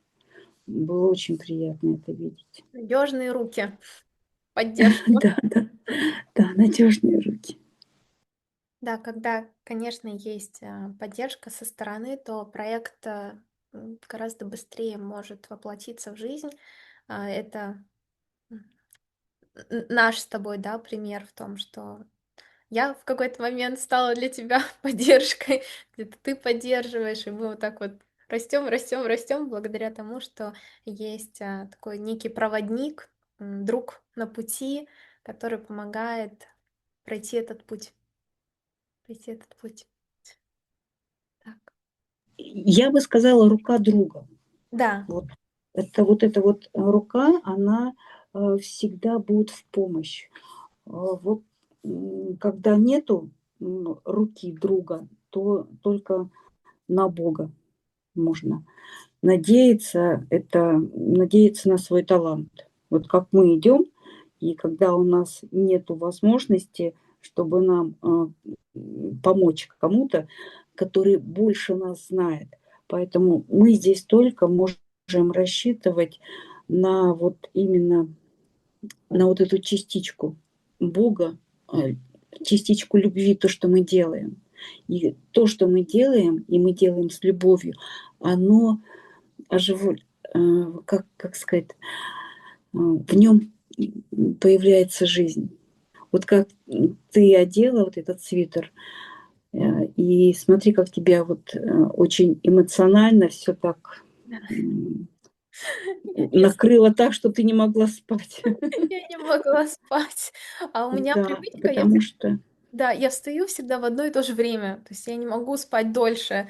Мой организм вот привык вставать в одно и то же время, в 8:30. Я засыпаю супер поздно, просыпаюсь в 8:30, думаю, да блин, когда я уже высплюсь? Потому что очень эмоциональная неделя вышла, много работы, много вот, работы над платформой, над сайтом, вот это все продумать, чтобы это все хорошо функционировало. Волнительно, потому что мы первый раз запускаем, получается, мастер-класс на толстую пряжу. Очень хочется, чтобы получился хороший результат у всех. Я рада, что Олеся с нами в этом проекте. Она действительно мастер от Бога, и она в свое время подарила нам этот топ, довела меня до слез счастья, потому что для меня это самый драгоценный подарок, который человек мог сделать. Да? Она подарила свое творчество, свое время и свою веру в наш проект и вдохновила пересмотреть концепцию коллекции, тем самым вписать этот топ в коллекцию. И я надеюсь, что все, конечно, получится в следующем году, чтобы все увидели, на что вообще способно кружево, какое оно может быть модным, интересным. Я прям загораюсь, да. я вообще хочу сказать, что положительные эмоции, они продлевают жизнь. Они нам дают возможность на будущее планировать. Да. И вот такие моменты, они заставляют нас, наш организм мобилизироваться на какие-то результаты. И вот эти результаты, когда мы получаем от готового изделия, они ну, просто феноменальные. Я помню, как Олеся, когда связала жакет, она также вязала, это первое ее изделие в технике ирландского кружева. И она сделала фотосессию, и я помню вот эту вот энергетику ее, как она не могла остановиться от этого вот такого трепета. Мгм. Но я сама такое же испытала, поэтому я понимала её, когда она рассказывала то, что с ней происходило. Поэтому дай Бог, чтобы вот это вот эмоциональную такую поддержку получили все, кто у нас на мастер-классе. Обязательно довести изделие до окончательного результата. В Это вот, в да, надежных руках. это опыт, который необходим для того, чтобы подняться дальше в ступеньки мастерства. Может быть, он будет самый трудный, может быть, он будет самый, ну вот, нелепый, может быть, еще какой-то там, но он должен быть. То есть обязательно ступеньки должны быть пройдены. Получение вот этого опыта. Мгм. Да, спасибо за комментарий. Я полностью поддерживаю. Очень люблю Олесю, она действительно очень хороший человек. Мне кажется, это Это даже еще важнее, чем быть хорошим мастером. И когда ты попадаешь в такие очень добрые, поддерживающие руки, то все возможно, все возможно. Путь от эскиза к готовому изделию. Это то, о чем я говорила в начале презентации, когда я соединила свой эскиз и само изделие, как оно получилось. Я испытала неимоверный восторг, потому что поняла, что результат шикарный, превосходный, восхитительный. И я, я очень им довольна. Когда ты так долго делаешь какую-то работу, организуешь ее, это не просто придумать мотивы, да, это разложить мотивы, дать техническое задание всем мастерам, чтобы все эти мотивы связались, они приходят к нам в город, мы это все выкладываем, сделать так, чтобы сделать и уроки по сборке, то есть вложиться действительно от и до, все продумать до мелочей, это огромный труд, который мы делаем для того, чтобы делиться своим опытом. И напоминаю, да, что это такой до коллекции мы еще создаем эти мастер-классы. В дальнейшем, я думаю, что мы уже перейдем полностью на сборку изделий, и свой фокус сместим на новые коллекции, на новые изделия на заказ. Уже формируется небольшая очередь на эти заказы. Я понимаю, что важно доделать мастер-классы, важно передать все знания, важно быть с вами на связи, чтобы у вас получился хороший результат. И подключиться, так сказать, к нашим мастер-классам, пока наш фокус еще вот только тут. Я думаю, что это очень классное время вместе с нами создавать, вместе с нами творить. Буду рада всем мастерам, кто придет на этот мастер-класс, как-то захочет немного изменить, захочет получить обратную связь по выкладке. Пишите мне напрямую, я готова с вами общаться, где-то вот помогать по выкладке, по композиции. Мне важно, чтобы вы получили гармоничный, красивый, очень качественный результат. Я очень надеюсь, что у вас все получится. Да, это вот такой путь от эскиза к изделию.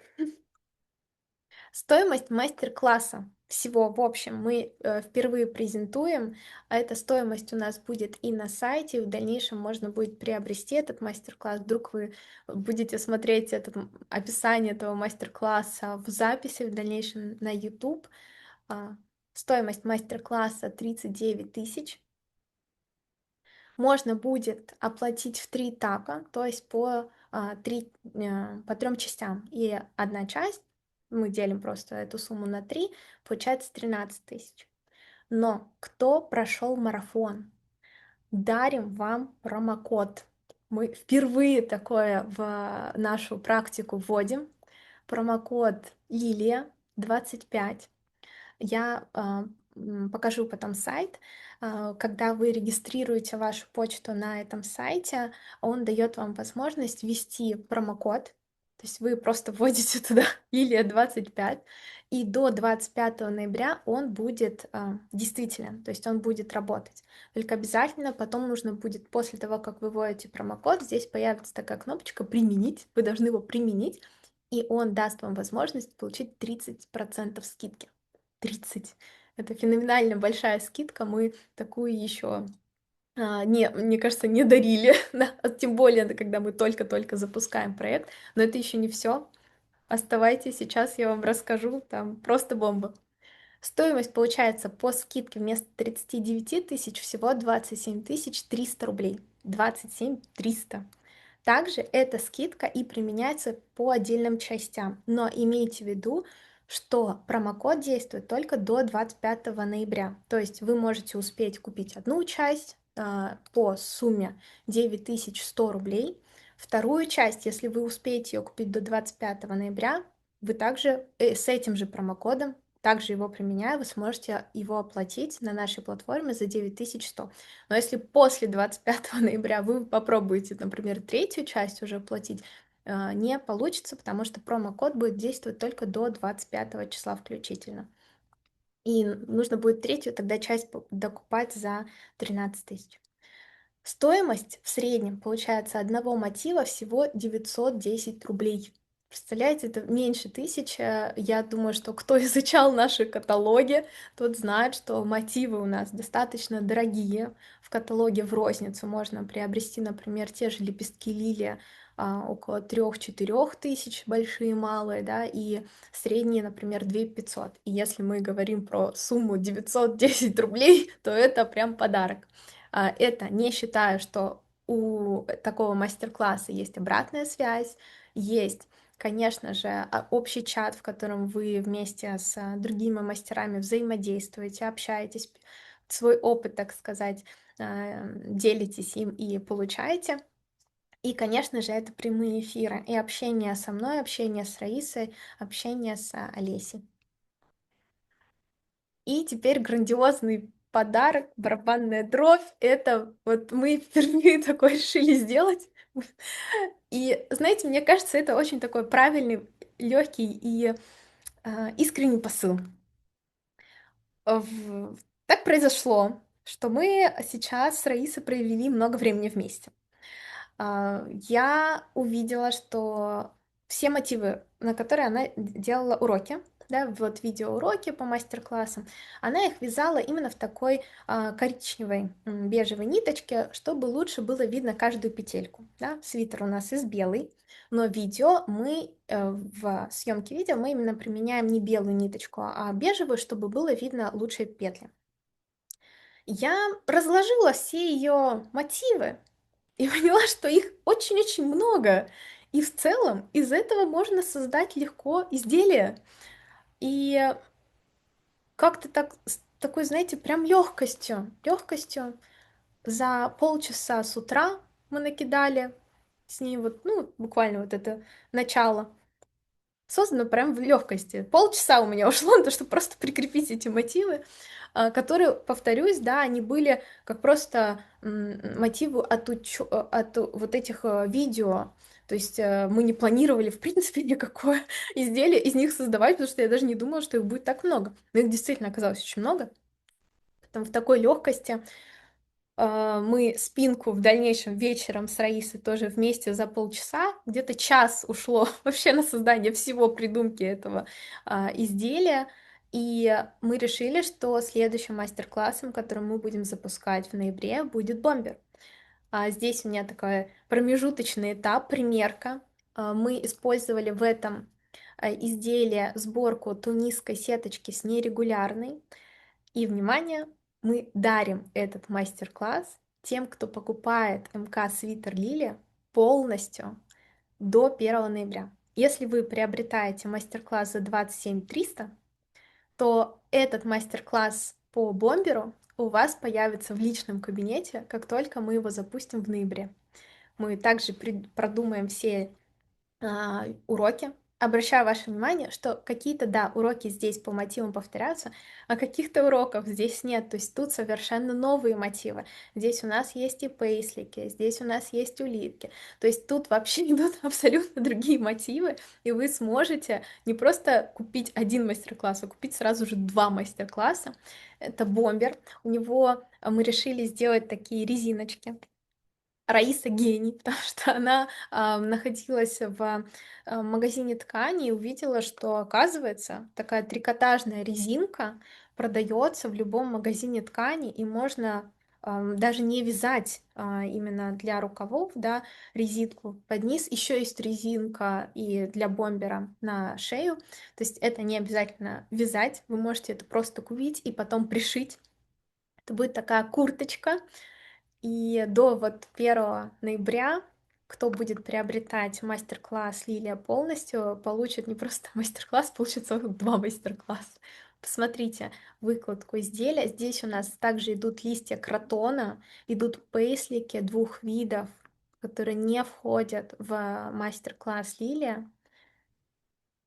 Сейчас это изделие еще на этапе последнего сборки. Мы снимаем видеоурок по тунисской сеточке с нейроной. Кстати, этот урок тоже будет добавлен, получается, к вам, да, как дополнительно у вас будет еще одна возможность, как можно сделать сборку нерегулярной, либо нерегулярной с тунисской. Сейчас снимаем видеоурок по рукаву, чтобы показать именно сборку. Делаем последние финальные такие штрихи, так сказать. Все это вшиваем, делаем пояснительный урок, формируем личные кабинеты и запускаем такой же марафон по мастер-классу Бомбер, и будем продавать этот мастер-класс в ноябре. А у вас эта возможность будет получить его бесплатно в подарок. Можно также оплатить мастер-класс Лилия в рассрочку через Т-банк. И если вы оплачиваете в рассрочку, то первый платеж вы делаете не сразу же, а через месяц.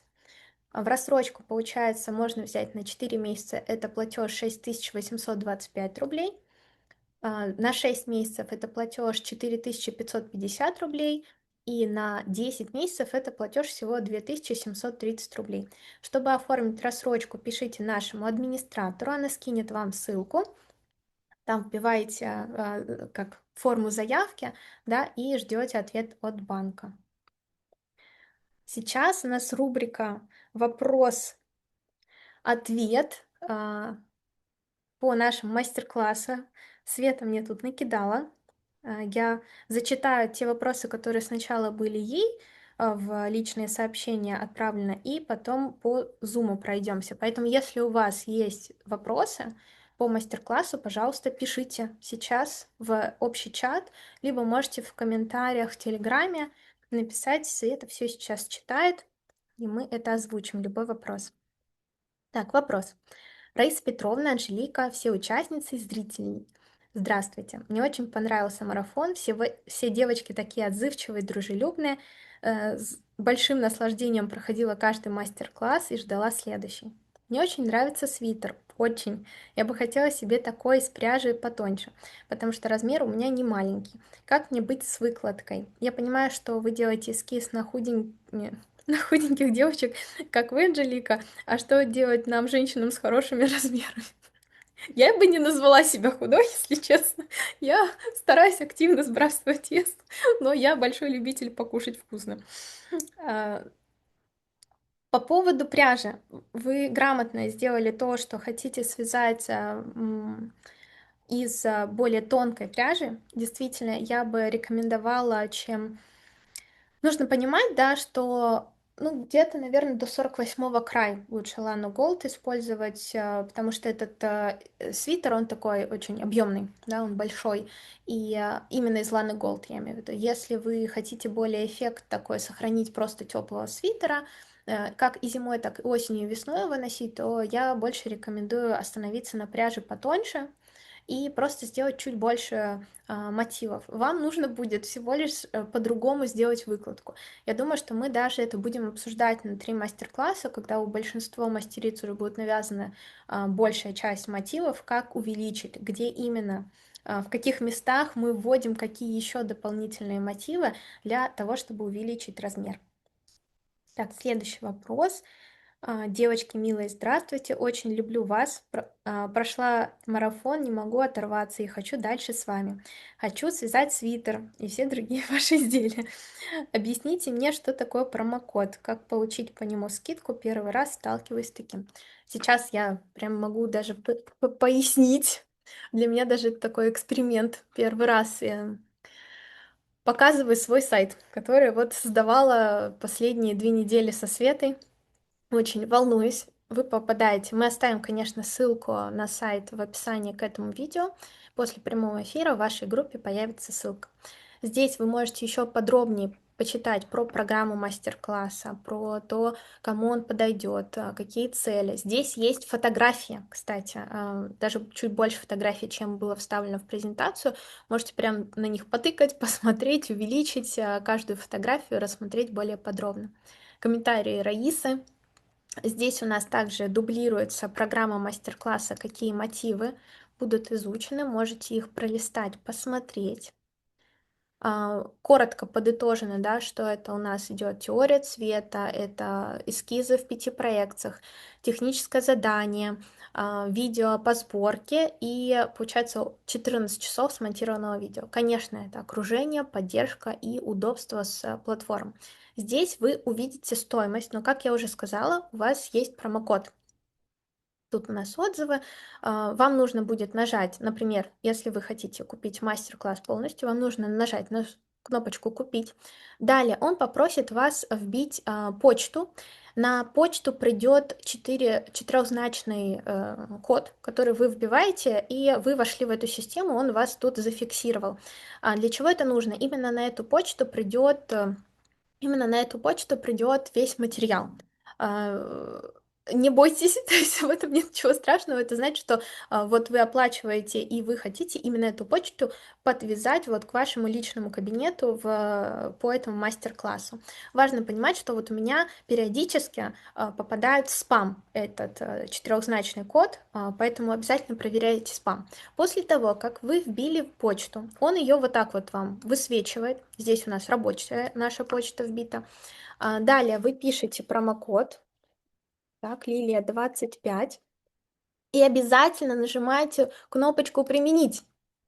Ой, так, нажимаете кнопочку «Применить», и он вам делает скидку 25%.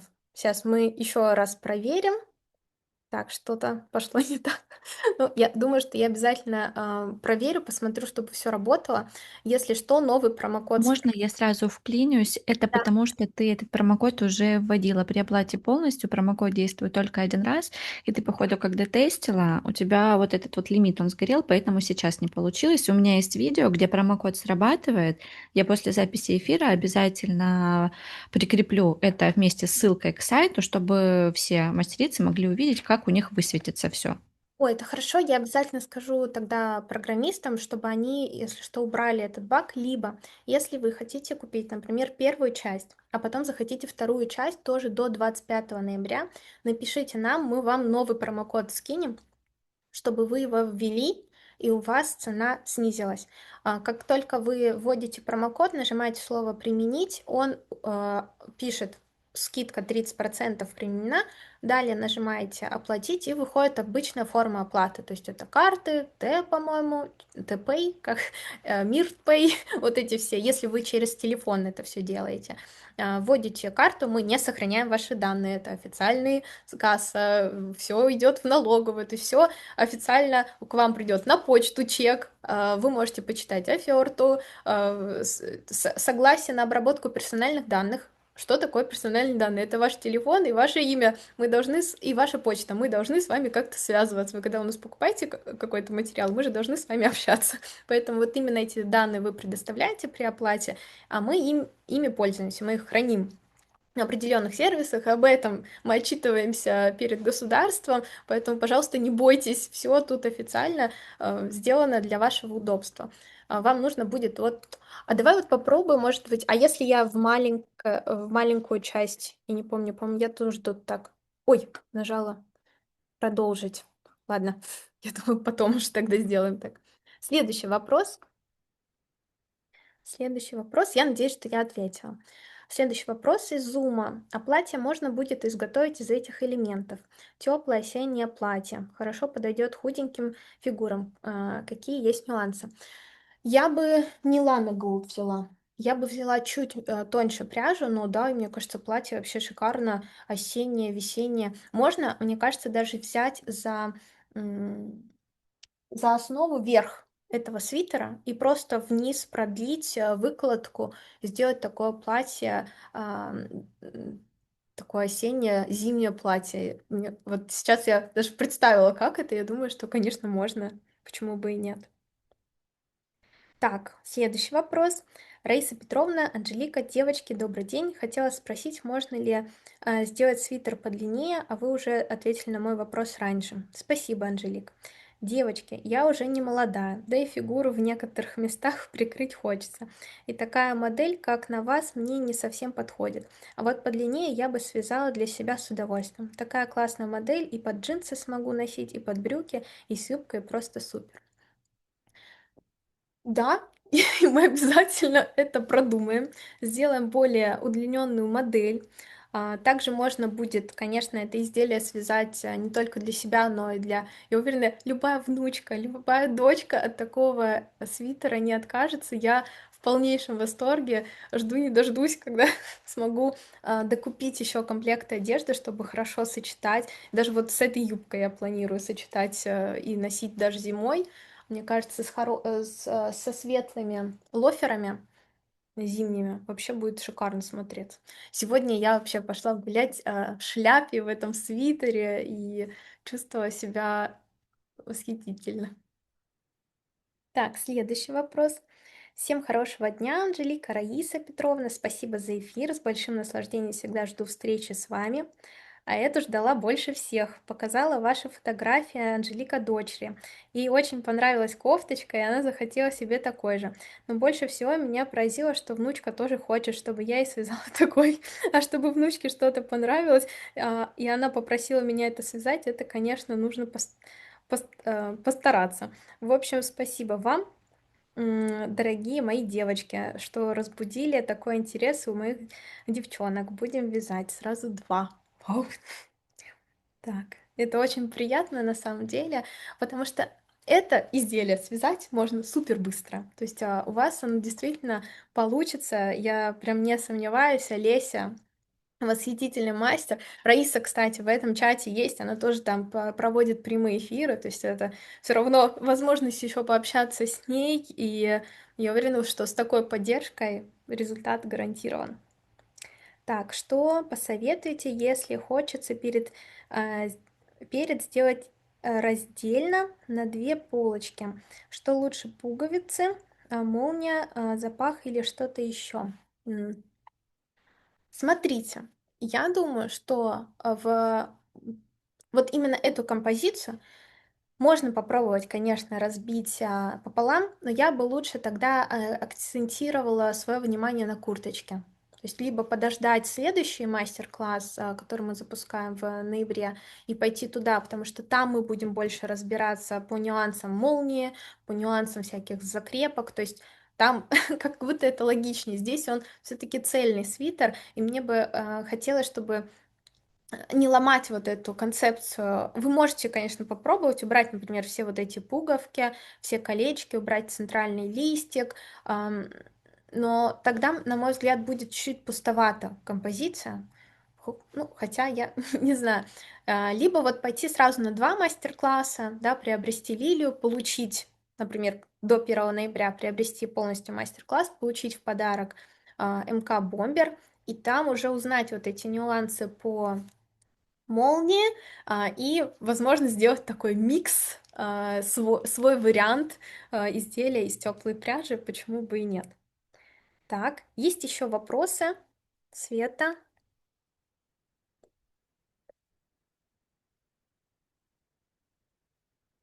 Так, все, по вопросам у нас все. Прекрасно получился эфир, мне очень понравилось, мне так хотелось с вами поделиться всеми нашими наработками. А, Я думаю, что скоро, совсем скоро, все будут вязать теплую Ирландию, получать наслаждение и удовольствие и создавать такие красивые вещи. Да. Группу мы запускаем со 2 ноября. Есть возможность к ней присоединиться до 25 по скидке, по промокоду. Он у меня, как выяснилось, потому что я его уже вбивала не один раз, чтобы посмотреть, проверить вот этот промокод. А, Если у Светы все получилось, значит оно работает. Если что, можно будет промокод обновить, мы его вышлем в личных сообщениях администратору, пишите. Только обязательно тем, кто прошел марафон. Мы будем проверять, скидывайте свое домашнее задание, свои мотивы, которые вы связали. И вдруг кто-то будет потом смотреть это в записи, на YouTube, да, и захочет присоединиться к группе, промокод до 25 ноября работает. Если он не будет работать, пишите администратору, участвуйте в марафоне, вы можете пройти эти уроки, мы оставляем их в доступе, вы можете вступить в эту группу марафона, пройти. Уже не будет обратной связи, потому что обратная связь остается только внутри уже мастер-класса, но связать изделия, вот эти мотивы маленькие, вы можете. Мы оставляем этот доступ до 25 ноября. Все будет открыто. Проходите, смотрите и присоединяйтесь, если у вас появилось такое желание. Я вообще верю в то, что к нам мастера притягиваются вот каким-то магическим образом именно те, кто должен быть. И мне очень нравится, что у нас такое семейное комьюнити. Мы чуть-чуть быстренько так стали расти, конечно. Я вижу, что там в Телеграме добавилось много людей. Для меня 200 человек — это очень много. У нас долгое время было только вот на 200 человек поменьше. И сейчас я очень надеюсь, что та новая аудитория, которая нас нашла, пришла к нам с нами знакомиться, погрузиться в этот мир теплой Ирландии, погрузиться в мир, в принципе, который мы здесь создаем, постепенно рассказывая все нюансы вязания, чтобы каждый мастер вот создавал вот такую красоту, радовал себя, радовал своих близких и проявлялся, да, занимался творчеством. Это безумно приятно, безумно красиво этим делиться, и очень, очень счастлива, что я работаю именно здесь. Вот, я помогаю своей маме, я знаю, что я полезна, я вижу результат от своей работы, это мне приносит неимоверное удовольствие. Из-за границы как оплатить? У нас есть возможность оплатить через счет заграничный, поэтому пишите нашему администратору, все реквизиты скинем, и возможность такая есть. Получается 2 изделия за 27, если до 25 ноября. Да, все верно, получается целых 2 изделия за 27 тысяч. Мне кажется, это прям вот подарок. И почему мы решили так сделать? Во-первых, мы вообще не планировали курточку делать. Вообще. То есть оно у нас с такой легкостью получилось, и я вижу, что сейчас есть такой посыл, да, что бомберы входят в моду, что их дизайнеры по-разному как-то интерпретируют. Недавно мне одна очень для меня значимая женщина, мой, на самом деле, преподаватель в школе Fashion Factory, подарила мне ткань с пайетками, итальянскую, со словами, что тебе нужно сшить из него бомбер, из этой ткани. Вот тебе ткань, иди шей. И это очень приятный подарок. Я понимаю, что, конечно, я пойду и сошью бомбер. И у меня бомбера еще нету. Я надеюсь, что мамин бомбер будет первый. Я смогу его еще походить. У нас снег весь растаял. Еще продолжается осень, и думаю, что в нем будет достаточно тепло. Кстати, в свитере было тепло, то есть даже жарковато, когда в помещение заходила, поэтому я жду зиму. Я жду, потому что, мне кажется, зимой прям самое то будет в таком свитере гулять. Это изделие уникальное. И да, получается, что это не один мастер-класс, это сразу два. Он в такой легкости создался, и мы решили, что даем возможность с легкостью его получить также для других мастеров. И будем рады вашей обратной связи, что вот если вы вовлечетесь и в этот проект, и свяжете еще и бомбер, я думаю, это потрясающе. Пускай будет как можно больше красивых изделий в этой жизни. Если вопросов больше нет, я предлагаю завершать наш прямой эфир. Было очень приятно с вами провести время. Раиса Петровна, может быть, есть такой завершающий комментарий по поводу запуска мастер-класса? Ну, я думаю, что будет интересно с Олесей поработать вместе. Я тоже хотела бы уточнить, это вообще будет отдельный чат или это будет Нет, мы все, вместе в смотри, Теплую Ирландию? мы сделаем подраздел в этом чате, А, именно связанный только со свитером, и там можно будет уже обсуждать конкретно свитер. Но мне ага, хочется, чтобы понятно. мастера были в одном месте, чтобы Мгм, мы не делили много-много чатов. Мне хочется, чтобы все мгм, мастера были едины, чтобы они вдохновлялись работами всех, да, потому что там идет такое общение, там периодически проводишь прямые эфиры ты, пояснительные, да, по каким-то новым мотивам.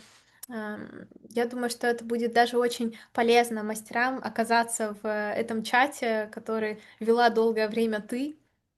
Там много полезной информации, там по опыту, по обмену пряжи, по разным примерам, и даже вот мне кажется, важно их сохранять в одном месте, не дробить, а чтобы это все было в одной. А Лесе для ее удобства мы сделаем отдельный такой подраздел, где можно будет общаться конкретно на тему свитера. Мгм. Ну, это очень хорошо, потому что все в одном, чтобы я тоже была в курсе. И если нужна будет срочная помощь, я обязательно, это чтобы успела что-то а, подсказать, и чтобы вы это не чувствовали себя отделенными от Да, да, вот общей, мне так хочется, сказать, да, чтобы все струи. были вместе. Да, очень хорошо. Не, мне очень нравится Олеся. Я очень замечательная идея вообще, и куратор. Просто великолепно. Я сама хочу также с собой рядом такого же мастера, так как, как сказать даже правильно, быстрее развиваешься, быстрее что-то схватываешь, потому что все равно мы все друг у друга учимся. Да, да. И новый взгляд, например, на это изделие дает мне толчок такой же, как и другим, когда вы общаетесь с другими мастерами. Я тоже так же учусь, как и вы все. Так что будем вместе постигать новое. Я думаю, что это будет интересная вообще стилистика вот в толстой пряже, потому что они особенные, не особенные. Доспех Доспехи белой королевы. белой королевы, да. Да, Это от всех ненастий, от всех душевных и каких там других. а, физических невзгод. Да, да. Ну, просто вообще в точку. Татьяна Фролова вообще талант. Да.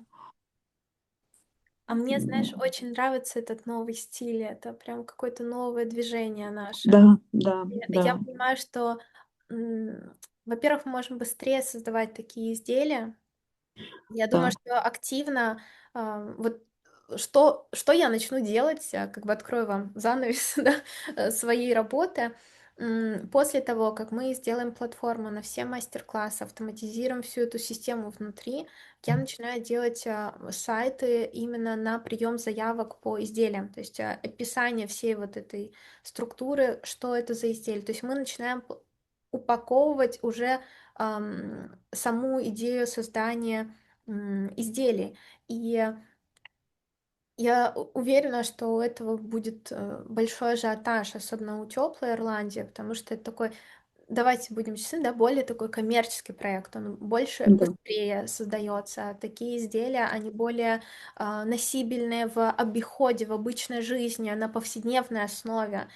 Я легко могу представить, что я этот свитер могу носить всю зиму, потому что у нас очень холодно. Я люблю свитера. Этот свитер, он оригинальный, он подчеркнет мой стиль, мою индивидуальность. Все-таки, если мы говорим про тонкое кружево, да, то либо это вставки на повседневной основе можно какие-то такие делать в изделия, либо, например, платье полностью из кружева ты не будешь его каждый день носить.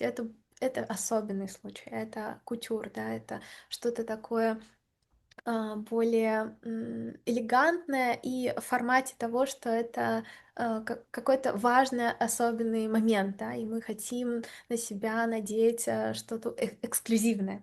Вот тогда кружево, Да. конечно, подходит тонко именно под это.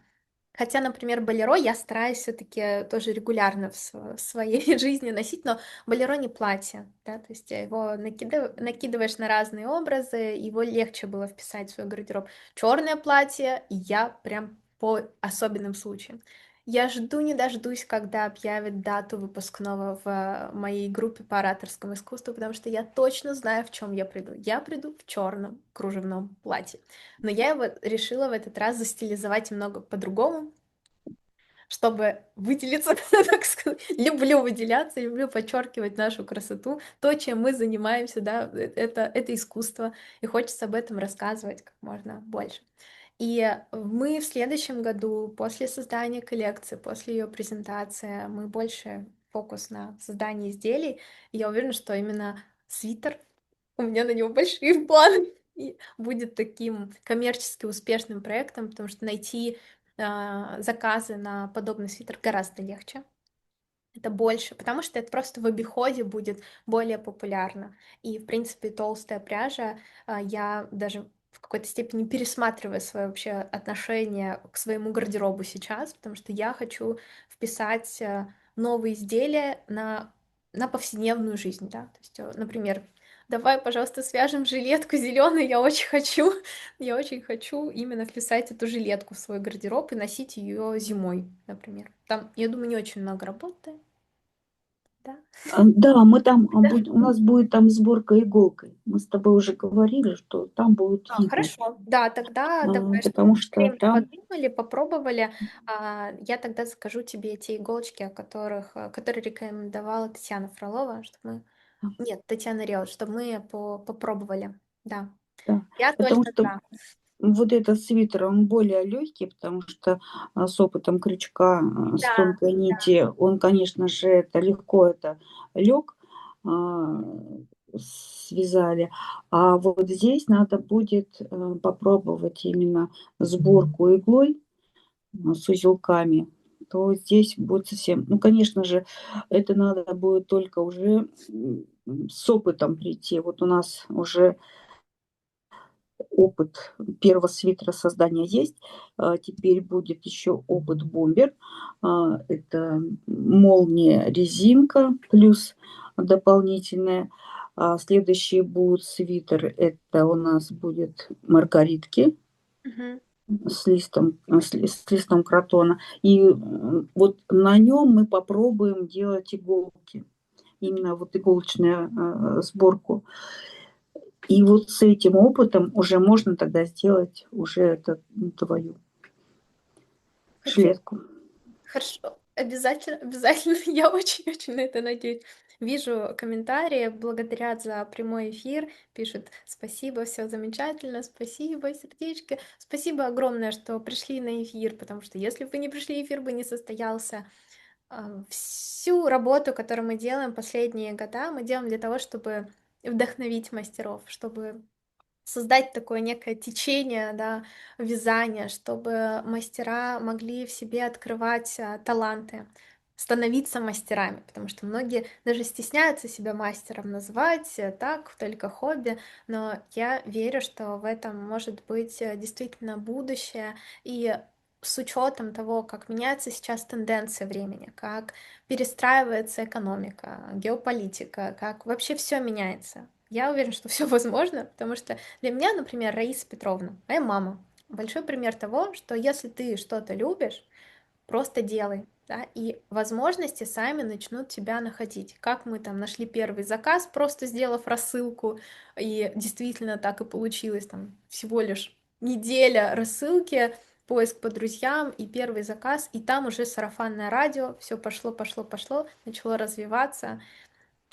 и я уверена, что каждый на самом деле мастер сможет, если захочет, тоже развиваться в этом, потому что это целое искусство, это направление, это профессия, которую можно развивать.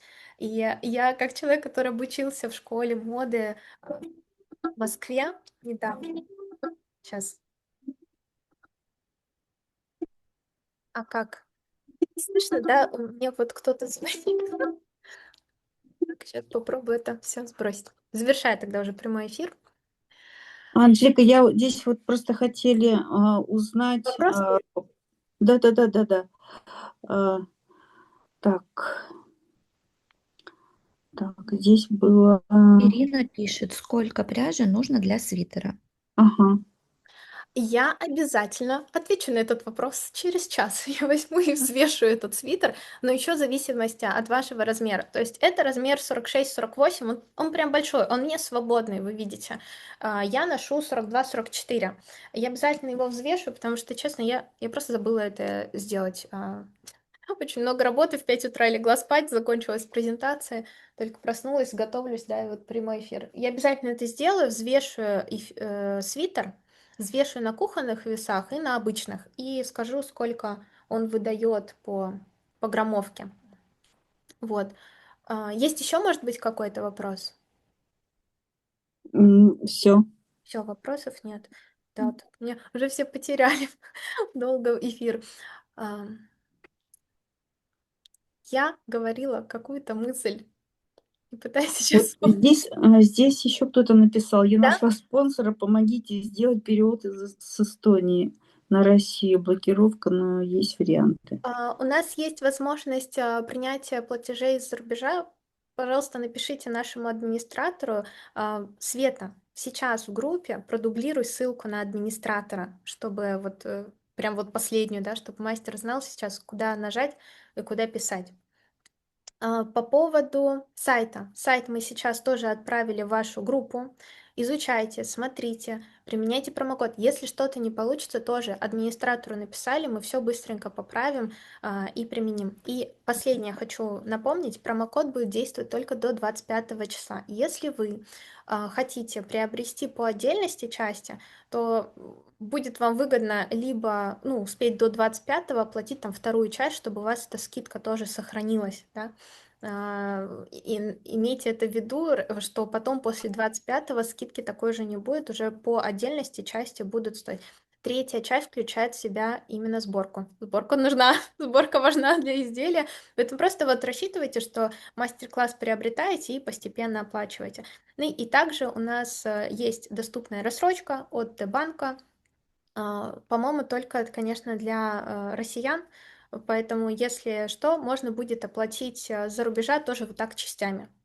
Счет мы обязательно все реквизиты отправим.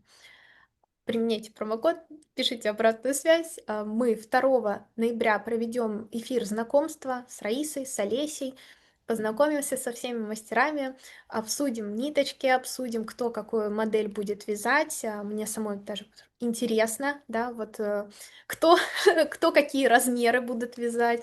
Если вы уже решили, что пойдете на этот мастер-класс, пожалуйста, в комментариях в рамках марафона, либо потом на YouTube, пожалуйста, напишите, какой размер вы будете вязать, какой длины хотите сохранить изделие такой длины или сделать длиннее. Мне это нужно как обратная связь, чтобы я понимала, какое ТЗ нужно составить, да, то есть какой запрос у вас, чтобы я где с чем нужно доработать этот мастер-класс, он еще в процессе, да, у нас остался один урок по сборке, и мы обязательно сделаем такой пояснительный урок, который будет включать в себя выкладку изделия и какие-то такие нюансы, которые там именно конкретно по этому изделию. То есть, например, вот этот нюанс по воротнику. Если у вас мотивы Lana Gold пряжа такая достаточно плотненькая, то этот воротник у вас стоять будет. А если у вас не Lana Gold, а более мягкая пряжа, так воротник стоять не будет. Эти все